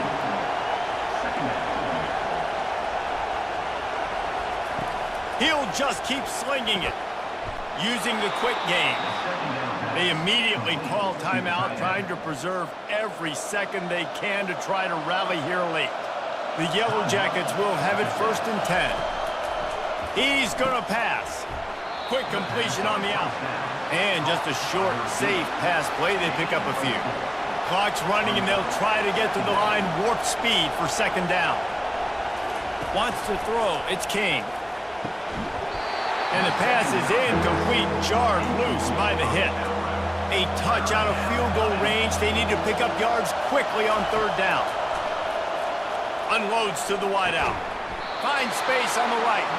And you can see the offense just feeling itself. They've got it down to the 21. And the quarterback knew exactly where he wanted to go with the football. Had time, spins the ball deep.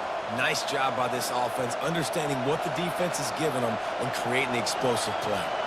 It's a 1st down. They'll stop the clock to reset the chains. Offense up tempo.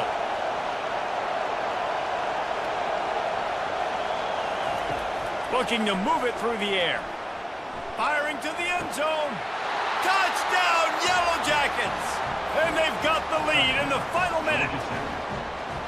Man, this game has been incredible to watch, and the offense comes through late in the game, takes the lead. What a clutch drive by this offense. Now, I'm looking at you, defense. We got the lead late in the game. I need you to go put this thing on ice and win it for me. They'll try to add another to their lead.